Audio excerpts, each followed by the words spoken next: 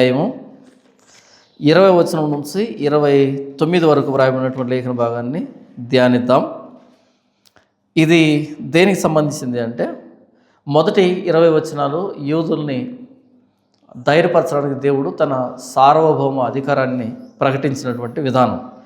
అయితే ఇందులో 7వ వచనంలో ఒక మాట రాయబడింది. అతుకుటను గూర్చి అది బాగుగా ఉన్నదని చెప్పి శిల్పి కంసాలిని ప్రోత్సాహపరచును, సుత్తితో నునుపు చేయవాడు దాగల మీద కొట్టువాడిని ప్రోత్సాహపరచును, విగ్రహము కదలకుండా పనివాడు మేకులతో దాన్ని బిగించును అని వ్రాయబడింది కదా. ఎవరు చేస్తున్నారు ఈ విగ్రహాన్ని అంటే 6వ వచనం, వారు ఒకరికొకడు సహాయం చేసుకుందరు, ధైర్యం వహించమని ఒకరితో ఒకడు చెప్పుకుందరు. కోరెషును నిలువరించేటువంటి, కోరెషు మీద తిరుగుబాటు చేసేటువంటి రాజ్యాలు, ఆ రాజ్యాల నేతలు వాళ్ళు ఒకరినొకరు ప్రోత్సాహపరుచుకుంటే ఏం చెప్పుకుంటున్నారు అంటే, మనం విగ్రహాలను చేద్దాం, అంటే దేవుడిని చేద్దాం, ఈ విగ్రహ బలం వలన మనం కోరెషును గెలుద్దామని మనం మాట్లాడుకుంటున్నారు. అలా వాళ్ళు విగ్రహాలు చేసేటువంటి ప్రాజెక్టులు చేపట్టారు దేశమంతా, ఆయా రాజ్యాల్లో. దీన్ని చూసినటువంటి యూదులకి భయం అనిపిస్తుంది ఖచ్చితంగా. ఏదో పండగలు జరుగుతున్నట్టు, ఏదో కార్యక్రమాలు జరుగుతున్నట్టుగా ఇబ్బంది కనిపిస్తుంది యూదులకి ఖచ్చితంగా.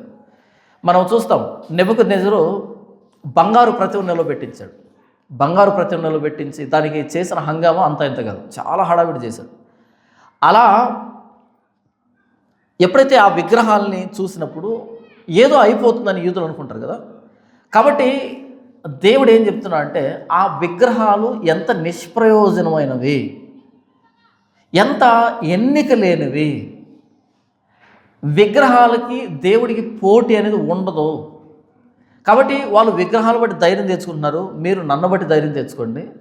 వాళ్ళు విగ్రహాలని దేవుళ్ళుగా చూస్తున్నారు, మీరు వాటిని శూన్యములుగా చూడండి, ఏమీ లేనట్టుగా చూడండి అంటూ దేవుడు విగ్రహాలకి తనకి పోలికను చెప్తున్నటువంటి సందర్భం చూద్దాం. 21వ వచనం నుంచి, వ్యాజ్యమాడుడని యెహోవా అనుచున్నాడు.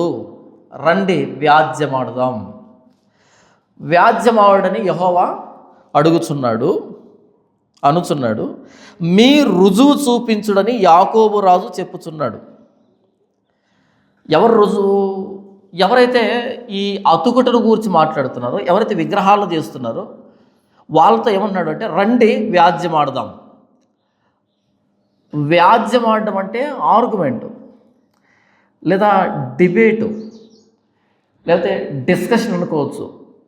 వ్యాజ్యమాడేటువంటి లక్షణం ఎవరికి ఉంటుందంటే, ఎవరైతే నిజమో, ఎవరైతే నిజాయితీగా ఉంటారో, ఎవరి దగ్గర అయితే సబ్జెక్ట్ ఉంటుందో, ఎవరి దగ్గర అయితే రీజన్ ఉంటుందో వాళ్ళు వ్యాజ్యమాడతారు. మీరు మన క్రైస్తవ సమాజంలో చూడండి, ప్రత్యేకించి పెంతెకోస్తు భావజాలం కలిగినటువంటి సంఘాలు మీరు చూడండి. పెంతెకోస్తు 5 రకాల డినామినేషన్ ఉంటాయి, అవి కానీ, లేకపోతే హోసన్న కానీ, బైబిల్ మిషన్ వాళ్ళు కానీ, లేకపోతే కల్వరి టెంపుల్, ఇవన్నీ పెంతెకోస్తు సంబంధించినవి. జీసస్ కాల్స్ ఇవన్నీ పెంతెకోస్తు సంబంధించినవి. ఎక్కడైతే ప్రాస్పరిటీ గాస్పెల్ని ప్రీచ్ చేస్తారో, స్వస్థతలు, అద్భుతాలు, సూచక్రియలు, సాక్ష్యాలు, దర్శనాలు, అద్భుతాలు, మేలులు, క్షేమాలు, ఆశీర్వాదాలు అంటూ మాట్లాడుతుంటారు. ఇవన్నీ పెంతెకోస్తు భావజాలం. భాషలు, కేకలు, అల్లరి, ఇదంతా కూడా పెంతెకోస్తు భావజాలం. ఈ సంఘాల వాళ్ళతో మీరు మాట్లాడితే వాళ్ళు తిరిగి మీతో మాట్లాడరు. ఇంకొకసారి చెప్తే చాలా జాగ్రత్త వినండి.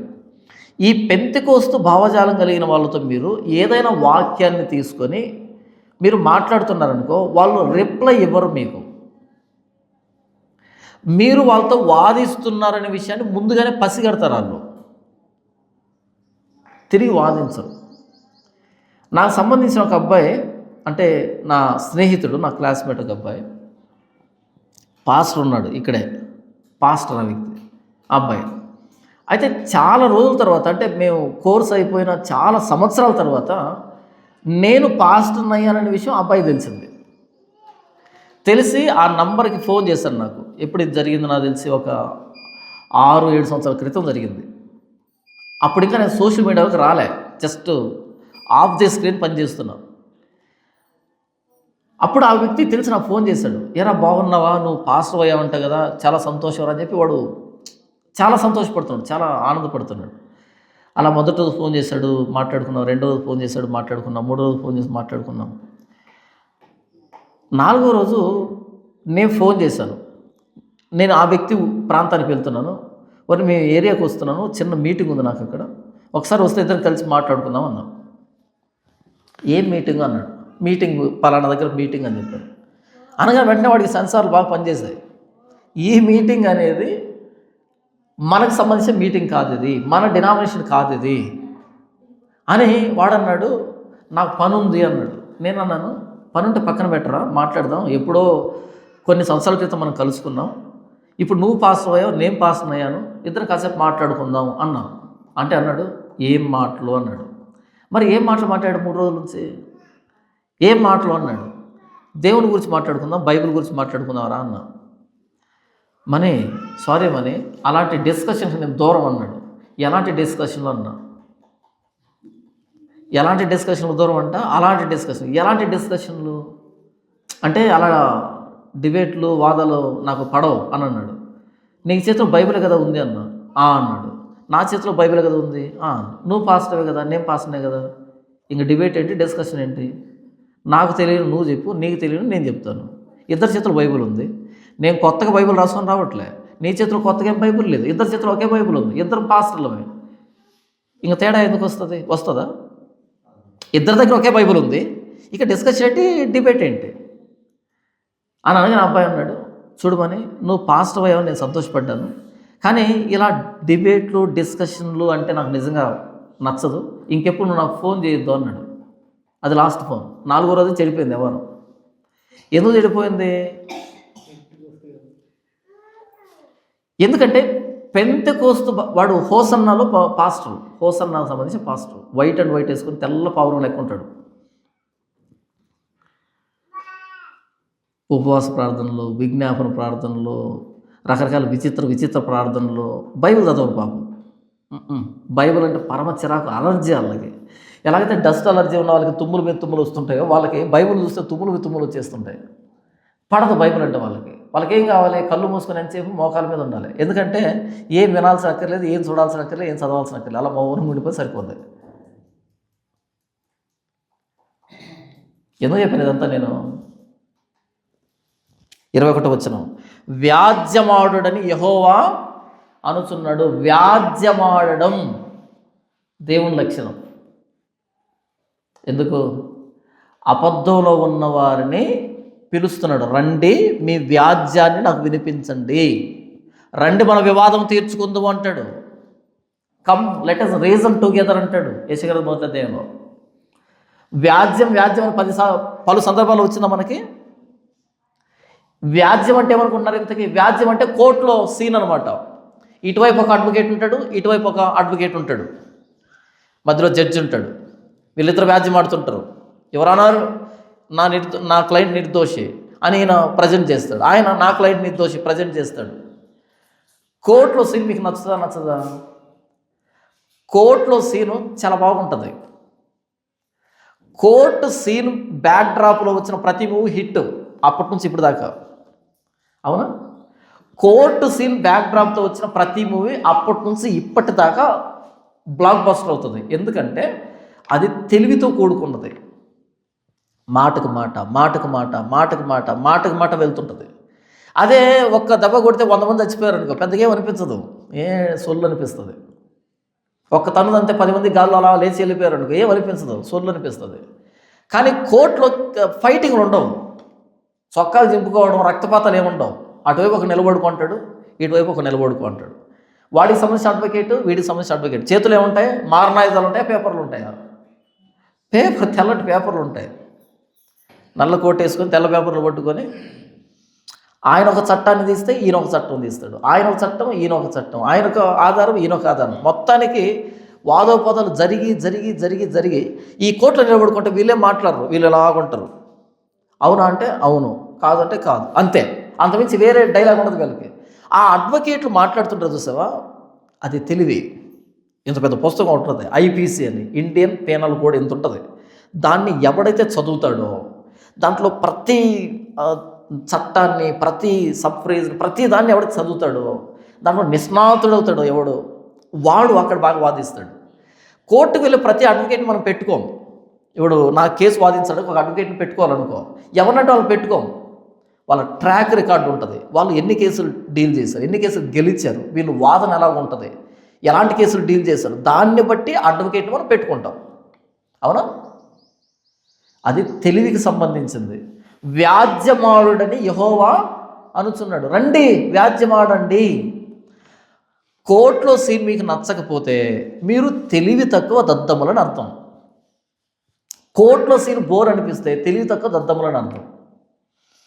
చెప్తున్నా కదా, నేను 5వ తరగతి అనుకుంటాను, 5వ తరగతి ఫస్ట్ టైం నాకు తెలిసింది ఏంటంటే, ఫస్ట్ టైం 5వ తరగతిలో మా నాన్న ఏదో మాట్లాడుతున్నాడు, నేనేదో మాట్లాడుతున్నా. మామూలుగా ఏంటంటే మా నాన్న మాట్లాడితే ఆపోజిట్లో కూడా మాట్లాడడు, అంత తిప్పుతాడు, అంత మాట్లాడతాడు. 5వ తరగతిలో ఏదో వచ్చింది, మా ఇద్దరు పడింది, మా ఇద్దరికి ఏదో చిన్న క్లాష్ వచ్చింది. ఆయన మాట్లాడుతున్నాడు, నేను మాట్లాడుతున్నా, నాకు తెలియదు ఆ విషయం. కాసేపటి తర్వాత ఏమన్నా అంటే మా నాన్న, నీకెవరో చెప్పుడు మాటలు చెప్తున్నారు, నీకెవరో నేర్పించారన్నాడు. అప్పుడు ఆయన, నాకెవరు చెప్పలే, నాకెవరో చెబితే నేను మాట్లాడను, నాకెవరో నేర్పిస్తే మాట్లాడను. అప్పుడు అనిపించింది, అంతతో అయిపోయింది మా నాన్న ఆర్గ్యుమెంట్. ఏది, నేను 5th క్లాస్లో ఉన్నప్పుడు ఆర్గ్యుమెంట్ అయిపోయింది అయింది. ఆర్గ్యుమెంట్ అయిపోయి ఎక్కడికి వచ్చాడంటే, నీకెవరో చెప్పుడు మాటలు చెప్తున్నారు, నీకెవరో నేర్పించారు, నా మీదకి ఉసిగొలిపారు. నా మీద ఎవరు ఉసిగొలుపుతారు? నాన్న మీద ఎవడైనా ఉసిగొలుపుతాడా? పైగా మా నాన్న అంటే నాకు ఇష్టం. అంటే ఆర్గ్యుమెంట్ ఇద్దరం స్టార్ట్ చేసి ఆయన ఎక్కడికి వచ్చి ఆగిపోయాడంటే, ఈయన అందరి సమాధానం చెప్తాడు, నా దగ్గరకు వచ్చి 5వ తరగతిలో ఆగిపోయాడు ఆయన. అప్పటి నుంచి ఇప్పటి వరకు ఒక ఆర్గ్యుమెంట్ ఏదైనా తీసుకున్నాను అనుకో, అవతల వ్యక్తి గెలవడు, రాడు, మధ్యలో ఆగిపోతాడు. ఇది నేను గర్వంగా చెప్పట్లే, దేవుడిచ్చిన తలాంతు అని చెప్తాను, దేవుడిచ్చిన టాలెంట్ అంటారు దాన్ని. ఇది నాకైనా నేర్చుకోలే, ఎక్కడ ట్యూషన్కి వెళ్ళో, స్కూల్కి వెళ్ళో, పుస్తకాలు చదివి నేర్చుకున్నది కాదు, న్యాచురల్గా దేవుడు అది నాకు ఇచ్చాడు, ఆ ఎబిలిటీ. నేను చెప్పాను కదా, నేను 5వ తరగతిలో ఉన్నప్పుడు నా చెల్లి 4వ తరగతిలో ఉన్నప్పుడు ఇద్దరు డిబేట్ చేస్తుండేవాళ్ళం. తను బైబిల్ పట్టుకొని, నేను మిగతా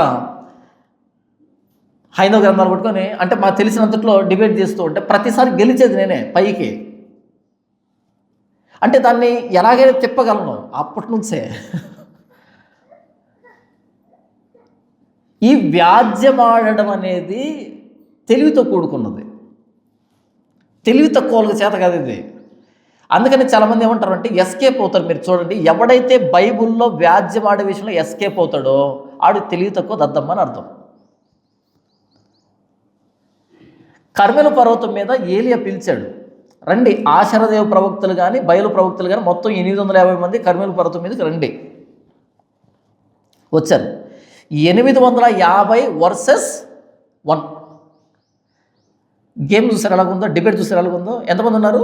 850 వర్సెస్ 1. అటువైపు బలిపీఠం ఉంది, ఇటువైపు బలిపీఠం ఉంది. ఒక మాట ప్రకటన చేశాడు, బయలు దేవుడైతే బయలుని ఆరాధించండి, యెహోవా దేవుడైతే ఇటువైపు రండి అని అన్నాడు. కానీ జనాలు ఇటువైపు ఉన్నారు, అటువైపు ఉన్నారా? అందరూ అటువైపే ఉన్నారు. ఎప్పుడు వచ్చారు ఇటువైపు? అయిపోయిన తర్వాత వచ్చారు.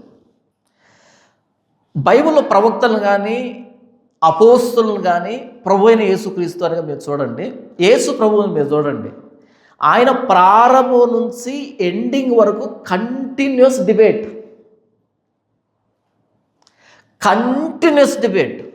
ఆయన ఎక్కడ బోధ చేసినా చప్పట్లు కొట్టలే.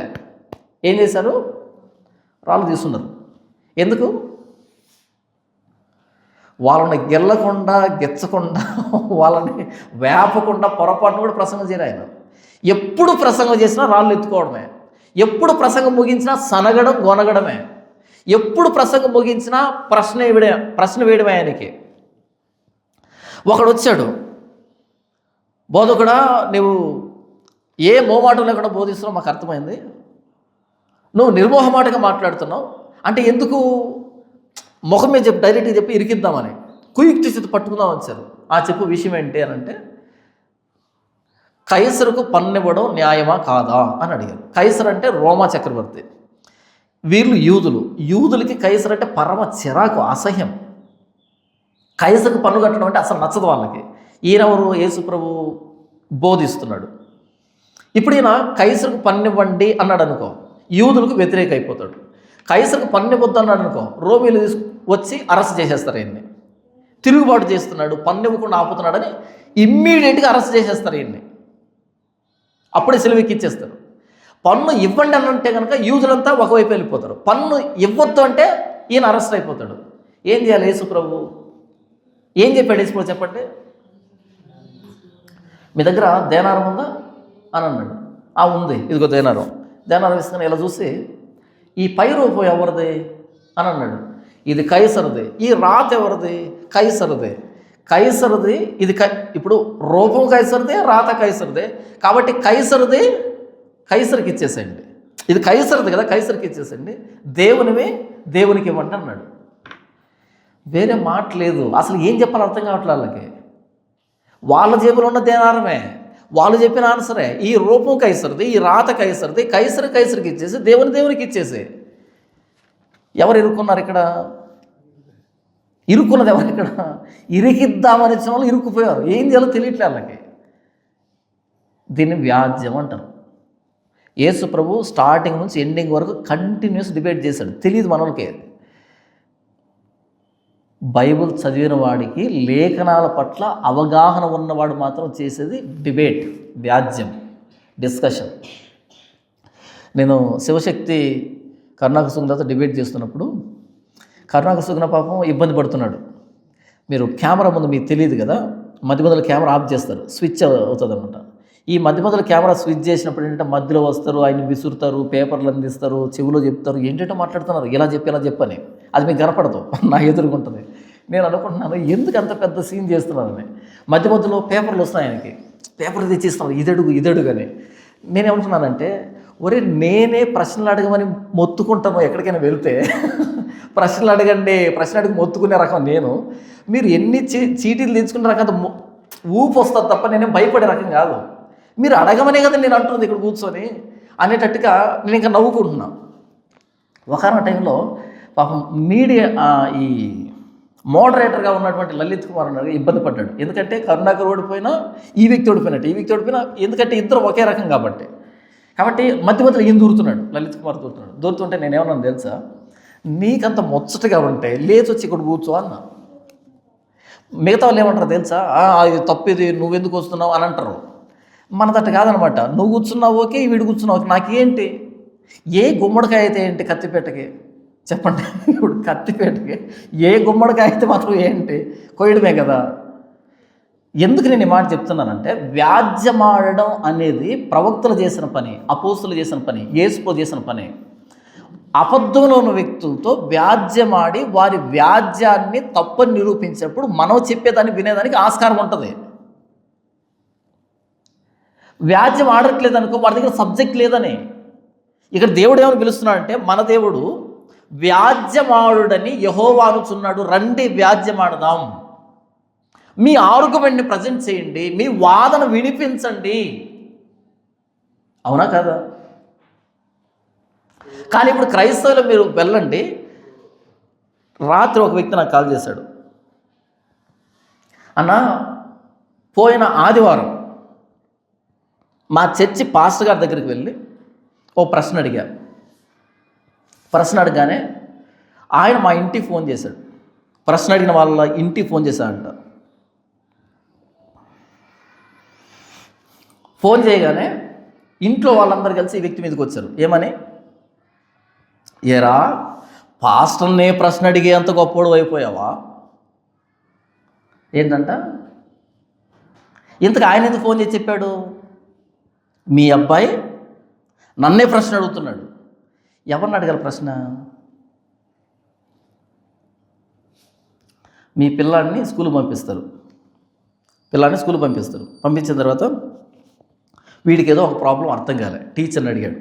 టీచర్ అది నాకు అర్థం కాలేదని వెంటనే ఆ టీచరు మీకు ఫోన్ చేసి, ఏమా మీ పిల్లాడు నన్ను డౌట్ అడిగాడు క్లాసులో, ఇంతమంది పిల్లల మధ్య నన్నేమడిగాడు, డౌట్ అడిగాడు అనగానే మీరేం చేస్తారు? ఎరా మేడమనే డౌట్ అడిగేంత గొప్పవాడువా అని అంటారా? అని అంటే మిమ్మల్ని ఆ మేడని తీసుకుని వెళ్ళి సాలార్జింగ్ మ్యూజియంలో పెట్టాలి, ఆ స్పెసిమెన్స్ మధ్యలో పెట్టాలి, వింత జీవులు ఇవి అని. ఎవరిని అడుగుతారు మీరు ప్రశ్నలు? నన్నే కదా అడగాలి. ఎందుకు అడగాలి? నేను బోధకున్నా కదా. నేను బోధకుని అయినప్పుడు, మీరు నేర్చుకుంటున్నప్పుడు మీకు ఏ ప్రశ్న వచ్చినా ఎవరిని అడగాలి? నన్నే అడగాలి. సమాధానం చెప్పాలి, నేనే చెప్పాలి. అలా కాకుండా నేను ఇంటికి ఫోన్ చేసి మీ పిల్లలు నన్నే ప్రశ్న అడిగాడు, నన్నే ప్రశ్నించాడు అంటే వాళ్ళు ఏమనాలి? ఒరే బుద్ధి లేనాడా, నిన్నే కదా అడగాల్సింది అని అనాలి. వాళ్ళు ఏమన్నారంట, ఏరా నువ్వు పాస్టర్నే ప్రశ్నించేది గొప్పోడువా? గొప్పోడైతే ప్రశ్నించడు, గొప్పోడు కాదు కాబట్టి ప్రశ్నించాడు. గొప్పలు ప్రశ్నిస్తారా, చిన్నలు ప్రశ్నిస్తారా? ఎందుకు ఈ మాట చెప్తున్నానంటే ఇలాంటి దద్దమ్మలు వచ్చారు క్రైస్తవులుగా చెప్తున్నా. నేను ఎక్కడికి వెళ్ళినా సరే ప్రసంగం ఉంటుంది, వెంటనే ఏముంటుంది? Q&A, ప్రశ్న జవాబుల కార్యక్రమం ఉంటుంది. అడగండి అడగండి అంటాను. ఎందుకని? తెలుసు బైబిల్ ఉన్న విషయం దీనిలో తెలుసు కాబట్టి మీరు ప్రశ్న అడగండి చెప్తాను అని అడుగుతాను. కానీ ఈరోజు క్రైస్తవులు ఏంటంటే ప్రశ్నకు సమాధానం చెప్పడం తెలియదు, ప్రశ్న అడిగిన వాళ్ళని బద్ధ శత్రువులుగా చూస్తారు. ఒక్కసారి ప్రశ్న అడగండి, ఆ రోజుతో లాస్ట్ ఇక ఒక విధమైన దృష్టితో చూస్తుంటారు మిమ్మల్ని. వీళ్ళు నన్నే అడిగాడు. ఇక ఆర్గ్యుమెంట్ అంటే ఆర్గ్యుమెంట్ ఉండదు. మనకెందుకండి ఆర్గ్యుమెంట్స్, మనకెందుకండి డిబేట్స్, డిస్కషన్స్? ఇంకెవరికండి? భిన్నాభిప్రాయాలు ఉన్నప్పుడు వ్యాజ్యం ద్వారానే, డిస్కషన్ ద్వారానే, డిబేట్ ద్వారానే అది పరిష్కరించబడుతుంది. ఇప్పుడు నీకు బలం ఉందా, నాకు బలం ఉందా అని తెలియాలంటే ఏం చేయాలి? మన ఇద్దరు తలపడాలి, ఇద్దరు ముష్టి యుద్ధం ఆ చేతులతో పట్టుకుని ఇలా మొత్తాన్ని గొడవ పడితే నిన్ను కింద పడేశాను అనుకో, నేను బలవంతుణ్ణి, నువ్వు బలహీనుడు, అంతేనా? ఇంకేమైనా ఉందా? కదా. మరి నీ సిద్ధాంతం నిజమా, నా సిద్ధాంతం నిజమా అంటే ఏం చేయాలి? ఇద్దరము డిబేట్. అది సిద్ధాంతాల మధ్య మల్ల యుద్ధం. అది సిద్ధాంతాల మధ్య మల్ల యుద్ధాన్ని డిబేట్ అంటాం. కత్తులేం వాడం, ఎక్కడ కత్తులు వాడం, మాటలు. ఎందుకు మనం డిబేట్ చేస్తున్నాం? నేను నిన్ను ఓడించడానికి, నువ్వు నన్ను ఓడించడానికి కాదు, ఇద్దరం కలిసి సత్యాన్ని గెలిపించడానికి, ఇద్దరం కలిసి నిజాన్ని బయటికి తీయడానికి, ఇద్దరం కలిసి జనాల్ని భ్రమలోంచి బయటికి తీసుకురావడానికి, అబద్ధం నుంచి బయటికి తీసుకురావడానికి డిబేట్ ఎందుకు చేస్తారు? సత్యాన్ని గెలిపించడానికి, మనల్ని గెలిపించుకోవడానికి కాదు. యేసు ప్రభు పరిచర్య అంతా డిబేట్తోనే నడిచింది, ప్రవక్త పరిచర్య అంతా డిబేట్తోనే నడిచింది, అపోస్తుల పరిచర్య అంతా డిబేట్తో నడిచింది. వ్యాజ్యం అని నడిచింది. వ్యాజ్యం ఎవడు ఆడతాడు అంటే సబ్జెక్ట్ ఉన్నోడు, బాధ్యత ఉన్నోడు, నిజాయితీ ఉన్నవాడు, సత్యాన్ని గెలిపించాలి అన్నవాడు మాత్రం వ్యాజ్యం ఆడతాడు. యేసు ప్రభు దగ్గరికి వచ్చారు. బాప్తిసం ఇచ్చి యోహాను, బాప్తిసం అనేది, క్షమించండి, నీవు ఏ అధికారం వలన ఈ కార్యాలు చేస్తున్నావు అని అడిగారు యేసు ప్రభుని. నీవు ఏ అధికారం వల్ల ఈ కార్యాలు చేస్తున్నావు? యేసు ప్రభు అన్నాడు, నేను ఒక ప్రశ్న అడిగితే సమాధానం చెప్పండి. అడుగు. అదేంటంటే బాప్తిసం ఇచ్చి యోహాను బాప్తిసం పరలోకం నుంచి కలిగిందా, భూమి మీద నుంచి కలిగిందా అన్నాడు. అప్పుడు వాళ్ళు ఏమన్నారు? పరలోకం నుంచి అన్నాం అనుకో, మరి మీరు ఎందుకు తీసుకోలేదు అంటాడు. నెక్స్ట్ క్వశ్చన్, భూమి మీద నుంచి అన్నాం అనుకో, జనాలంతా కిక్కిరిసిపోయిన రాళ్ళతో కూడా చంపేస్తారు, అంటే మేమంతా వెదవలమా అని. యేసు ప్రభు మాట్లాడిన మాట ఇది, అడ్డంగా ఇరికించడాలని. వాళ్ళు ఏమన్నారు తెలుసా? మాకు తెలియదు. యేసు ప్రభు అన్నాడు తెలుసా? నాకు తెలియదు అనలే, నేను చెప్పను అన్నాడు. ప్రశ్నకు ప్రశ్న. యేసు ప్రభు దగ్గరికి వచ్చారు. పునరుద్ధానం లేదని చెప్పే సద్దూకయ్యులు, పునరుద్ధానం లేదని చెప్పడానికి వచ్చారు. ఒక అద్భుతమైన కథను తీసుకొచ్చారు. వాడు పెళ్లి చేసుకున్నాడంట, పిల్లలు లేకుండా చచ్చిపోయాడంట. తర్వాత 2వాడు, 3వాడు, 4వాడు, 7వాడు 7 మంది పెళ్లి చేసుకున్నారంటే పిల్లలు లేకుండా చచ్చిపోయారంట. ఇప్పుడు చెప్పు, పునరుద్ధానంలో ఆవిడ ఎవరికి భార్యగా ఉంటుంది? ఎందుకంటే అందరూ ఆవిడతో కాపురం చేశారు, ఎవరికి పిల్లలు లేరు కాబట్టి. యేసు ప్రభు అన్నాడు, అబ్బా ఏంటి ప్రశ్న అన్నాడా? మీరు లేఖనాలు కానీ దేవుని శక్తిని కానీ ఎరుగక పొరపాటు పడుతున్నారు. పొరపాటు అది, పొరపాటు. No respect. సద్దూకాయల మతానికి నో రెస్పెక్ట్. మొత్తం మతాన్ని నేలగూల్చాడు ఒక్క మాటతో. పొరపాటు పడ్డారు. పరలోకమందు దేవదూతలు పెళ్లి చేసుకోరు, పెళ్లికి ఇవ్వబడరు. పునరుద్ధానంలో దేవదూతలాగా ఉంటాం, మరి పెళ్ళి ఎందుకు? వాళ్ళు తలకెడ పెట్టుకోవాలి. కాబట్టి ఆర్గ్యుమెంట్ని డెస్ట్రాయ్ చేయడం అనేది, ఆర్గ్యుమెంట్ డిజాల్వ్ చేయడం అనేది, డిజాల్వ్ చేయడం అనేది తెలివైన వాళ్ళ లక్షణం. అది లేఖనాలు తెలిసిన వాళ్ళకి అది తెలుస్తుంది. లేఖనాలు తెలియదు అనుకో తప్పించుకుంటాం, మాకెందుకు ఆర్గ్యుమెంట్ అని. బైబిల్లో మీరు చూస్తే వ్యాజ్యమాడడం యెహోవా లక్షణం. వ్యాజ్యమాడడం, రండి వ్యాజ్యమాడదాం, మన వివాదాన్ని తీర్చుకుందాం, లెట్ అస్ రీజన్ టుగెదర్. అబద్ధ ప్రవక్తలకి బయలు ప్రవక్తల మధ్య ఎప్పుడు వ్యాజ్యం నడిచేది. ప్రవక్తలకి అపోస్తులకి దొంగ అపోస్తుల మధ్య ఎప్పుడు వ్యాజ్యం నడిచేది. బైబిల్లో 14 పత్రికలు ఉన్నాయి. పౌలు రాసిన పత్రికలు, పేతురు రాసిన పత్రికలు, యోహాన్ రాసిన పత్రికలు. ఎందుకు రాసిన పత్రికలు? మనకు అప్పగించబడిన బోధ నిమిత్తం, పరిశుద్ధులకు ఒక్కసారే అప్పగింపబడిన బోధ నిమిత్తం మీరు పోరాడవలనని మిమ్మల్ని బ్రతిమలాడుకొనుచు మీకు వ్రాస్తున్నా అంటాడు యూదా. పరిశుద్ధులకు ఒక్కసారి అప్పగించబడిన బోధ నిమిత్తం మనం ఏం చేయాలంట? పోరాడాలంట. Fight for word of God, దేవుని వాక్యం కోసం ఫైట్ చేయాలంట. అదే కదా డిబేట్ అంటే. వాక్యాన్ని వక్రీకరిస్తున్నారు అని మాట్లాడతాడు, అంటే ఫైట్ చేయాలి కదా. ఈరోజు ఫైటింగ్ స్పిరిట్ లేదంటే, డిబేట్ చేసే స్పిరిట్ లేదంటే, డిస్కషన్ చేసే స్పిరిట్ లేదంటే, అంటే ఆత్మ లేదంటే, పౌలు అనేక రోజులు తర్కించాడు, లేఖనాలను బట్టి తర్కించాడు. తర్కం అంటే తెలుసా మీకు? రోజులు గడిచిపోయేటివి, కూర్చుంటే అవతల వ్యక్తి బైబిల్ తర్కంలో రోజులు గడిచిపోయేటివి. వచనానికి వచ్చిన తర్కం రోజులు గడిచిపోయేటివి. ఎవరు చేస్తారు ఈ పని? పౌలు చేస్తాడు ఈ పని. ఈరోజు ఎక్కడుంది తర్కం? తర్కం లేక ఎవడి రాజ్యం వాడిదైపోయింది, ఎవడి ఆలోచన వాడిదైపోయింది, ఎవడి పద్ధతి ఆడైపోయింది, ఎవడి ఇష్టం వాడిదైపోయింది. తర్కం ఎందుకంటే సత్యాన్ని స్థాపించడానికి. తర్కం సత్యాన్ని స్థాపించడానికి. గతంలో జరిగే తర్కాలన్నీ నికేయ కౌన్సిల్ అంటారు, నైసిన్ కౌన్సిల్, నికేయ విశ్వాస ప్రమాణం అంటాం. ఆ రోజు ఏరియస్ అనే వ్యక్తి వచ్చి యేసు దేవుడు కాదన్నాడు. ఏరియస్ అనే వ్యక్తి వచ్చి యేసు దేవుడు కాదు. అప్పుడు ఏం చేశారు? కూర్చోబెట్టారు. అవతల వ్యక్తులు కూర్చోబెట్టారు, యువతల వ్యక్తులు కూర్చున్నారు. మొత్తానికి తర్కం జరిగింది. మధ్యలో కాన్స్టంటైన్ చక్రవర్తి ఉన్నాడు, ఇటువైపు కూర్చున్నారు. కానీ వాదించి ఇటువైపు యేసు ప్రభు దేవుడు అని నిరూపించారు. వీళ్ళ వాదం ఓడిపోయింది. మాకెందుకని వదిలిపెట్టేస్తే ఈరోజు అదే నమ్ముతుండే వాళ్ళం మనం, యేసు దేవుడు కాదని. వ్యాజ్యమాడని యెహోవా పిలుస్తున్నాడు. వ్యాజ్యమాడాలి, తెలియాలి.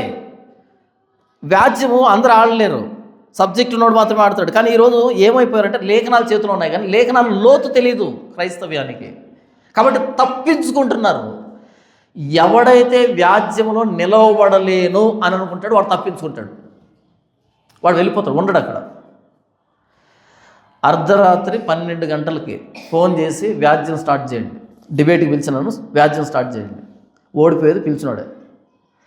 నేను ఏదైనా ఒక సిద్ధాంతాన్ని పట్టుకొని ఇది నిజం అని చెప్పాను అనుకో, ఈ సిద్ధాంతమే నిలవబడ్డాను అనుకో, ఈ సిద్ధాంతానికి ఆపోజిట్లో వచ్చి అర్ధరాత్రి 12 గంటలు నేను గాఢ నిద్రలో ఉన్నప్పుడు లేచి కూర్చోబెట్టినా సరే ఓడిపోయేదాన్ని గెలిచేది నేనే. ఇది కాన్ఫిడెన్స్ అంటాం.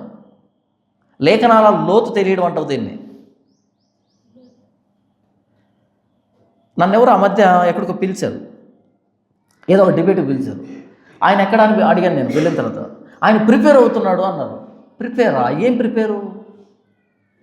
ఏదో ప్రిపరేషన్ అంట. ఏం ప్రిపరేషను? ఏముంటుంది?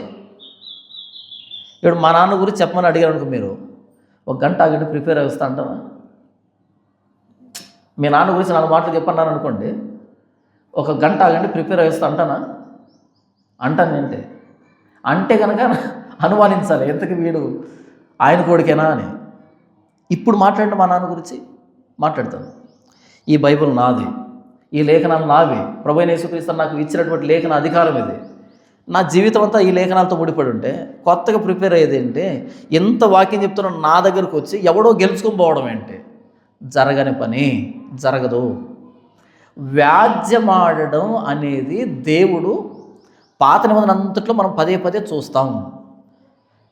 ప్రవక్తలు అబద్ధ ప్రవక్తలతో వ్యాజ్యమాడారు, అపోస్తులు దొంగ అపోస్తులతో వ్యాజ్యమాడారు. ప్రభువైన యేసుక్రీస్తు శాస్త్రులతోనూ పరిసయ్యులతోనూ సద్దుకయ్యులతోనూ వ్యాజ్యమాడుతూ వచ్చాడు ఆయన. కంటిన్యూస్ డిబేట్ జరిగింది. మీరు చూడండి మొత్తం అంతట్లో కంటిన్యూస్ డిబేట్.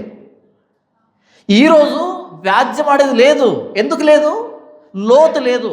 మరి లోతు లేకుండా ఎలా పాస్టర్లు అయ్యారు మీరు? సంపాదించుకోవడానికి, కూడబెట్టుకోవడానికి, దాచిపెట్టుకోవడానికి, అంతే, సొంత ప్రయోజనాల కోసం. అది నేను అంటున్నా. ఒకవేళ వ్యాజ్యం ఆడడం కనుక ప్రారంభమైతే క్రైస్తవ్యంలో అబద్ధ సిద్ధాంతాలను కూలిపోయి నిజమైనటువంటి సిద్ధాంతం బయటకు వస్తుంది. ఎంత బాగుంటుందో. మొన్నకైనా ఎక్కువ తగ్గు మాట్లాడారు. దశంబాగ్ గురించి నేను మాట్లాడితే దశంబాగ్ గురించి కొంచెం బెటకరగా మాట్లాడాడు, నన్ను ప్రస్తావించి. అంతే, కౌంటర్ వీడియో చేశాను. కౌంటర్ వీడియో చేయక మనోడికి కోసాలు కదిలిపోయాయి. వెటకారం చేశాడు కొంచెం, నన్ను కౌంటర్ ఇచ్చాను. కౌంటర్ ఇవ్వగానే కోసాలు కదిలిపోయాయి. వెంటనే ఫోన్లు వచ్చేసాయి, ప్లీజ్ ఆ వీడియో తీసేయని. నేను అడిగాను, ఇంకా నేను కౌంటర్ వీడియోలు చేయాలి, ఉన్నాయి, వరుసలో ఉన్నాయి. ఎందుకంటే పెద్ద వీడియో మాట్లాడాడనమాట, వెటకారం చేస్తూ మొత్తం అన్నిటి మొదలు పెడతాను. అయితే నేను వీడియోలు ఆపాలంటే డిబేట్కి వస్తావా ఈ టాపిక్ మీద అని అడిగాను. దశంభాగం మీద. రోషం ఎక్కువ కదా, అది ఉప్పు కారం తింటారు కదా, రోషం ఎక్కువ. వస్తా డిబేట్కి చెప్పు అని అన్నాడు. సరే వస్తాడేమో, నేను ఇక్కడ సంబరాలు చేసుకుంటున్నా, వస్తాడేమో డిబేట్కి అని. ఇక 4 రోజుల తర్వాత ఫోన్ చేసి ఆయన రాడంట, అసిస్టెంట్ పంపిస్తాడంట. ఆయనకి ఏమైంది ఇంతకీ? అలా ఉంటుంది. సరే అయితే నేను కూడా నా అసిస్టెంట్ పంపిస్తాను, వాళ్ళిద్దరు మాట్లాడుకుంటారు. నేనేమంటానంటే, మన సిద్ధాంతం అనేది, మన ప్రసంగం అనేది, మన డినామినేషన్ అనేది, మన పద్ధతులు అనేవి వాక్యానికి సమాంతరంగా లేకపోతే, వ్యాజ్యానికి నిలవబడకపోతే, నిరూపించుకోలేకపోతే అవి నిష్ప్రయోజనం. యేసు ప్రభుని చాలా సందర్భాలు ప్రశ్నించారు, నీ శిష్యులు ఎందుకు చేతులు అడుక్కోకుండా భోజనం చేస్తున్నారు? యేసు ప్రభు సమాధానం చెప్పలేదా? నీ శిష్యులు ఎందుకు విశ్రాంతి దినాన్ని తింటున్నారు? సమాధానం చెప్పలేదా? నువ్వెందుకు విశ్రాంతి దినాన స్వస్థత చేస్తున్నావు? చెప్పలేదా? ఆయన ఇచ్చిన ప్రతి సమాధానం మీరు చూడండి, అవతల నుంచి ఇంకో సమాధానం లేదు, ఇంకో అటెంప్ట్ లేదు. మోషే ధర్మశాస్త్రంలో ఇలాంటి వాడిని రాళ్ళతో కూడా చంపాలని ఉంది, నువ్వేం చెప్తావు? రిప్లై ఇచ్చాడు, మీలో పాపం లేనివాడు మొదట రాయి వేయండి అని. మరలా ఏదో రాస్తున్నాడు, తలపైకి చూస్తే ఎవరు లేరు, అక్కడ రాళ్ళు ఉన్నాయి. అమ్మ ఎవరు శిక్ష విధించలేదా? ఎవరు లేరు ప్రభువా. యేసు ప్రభు మాట ఎలా ఉంటుందంటే, అవతల వ్యక్తి తిరిగి వ్యాజ్యమాడడానికి అటెంప్ట్ కూడా ఉండదు, స్టాప్, అంతే. తెలివి. ఆయన 12 సంవత్సరాల వయసులో దేవాలయంలోకి వెళ్ళి బోధకుల మధ్య కూర్చుండి వాటిని ప్రశ్నలు అడుగుతూ ప్రత్యుత్తరం చెప్తున్నాడంట. అంటే 12 సంవత్సరాల వయసులో యేసు చేసింది ఈరోజు గాసు గేదెలు అంటారు చూసావా, పెద్ద ఢిల్లీ పట్టణంలో ఉన్నట్టు తయారైపోయారు. కానీ తెలియదు, ప్రశ్న అడగడం తెలియదు, ప్రశ్న అడిగితే సమాధానం చెప్పడం తెలియదు. వెళ్ళి అడగండి ఎక్కడైనా ప్రశ్న, ప్రార్థన చేసుకో, దేవుడు నీకు బయలుపరుస్తాడు. మరి నువ్వు కూడా ప్రార్థన చేసుకో, దేవుడు నీకు డబ్బు ఇస్తాడు. మీరు చెప్పండి, ఏదైనా ప్రశ్న అడిగితే ప్రార్థన చేసుకో, దేవుడు నీకు బయలుపరుస్తాడు. కనిపెట్టు, దేవుడు నీకు సమాధానం ఇస్తాడు. అప్పుడు మీరేం చెప్పాలి? కానుక పాట పాడుతుంటారే, దశమ భాగము దేవుని సొమ్ము ధారాళంగా ఇమ్మని పాట పాడుతుంటారు కదా. అప్పుడు ఏం చేస్తారు మీరు? దేవుణ్ణి అడుగు, ఆయన ఇస్తాడు అని చెప్పాలి. ఓ పేపర్ రాయాలి, దేవుణ్ణి అడుగు, దేవుని కనిపెట్టు, ఆయన ఇస్తాడని అక్కడ అందులో వేయాలి. అక్కడ మన బుర్ర పనిచేయదు. 12 సంవత్సరాల వయసులో యేసు ప్రభు దేవాలయంలోకి వెళ్ళి బోధకుల మధ్య కూర్చుండి వాడిని ప్రశ్నలు అడగడం ప్రారంభించాడు.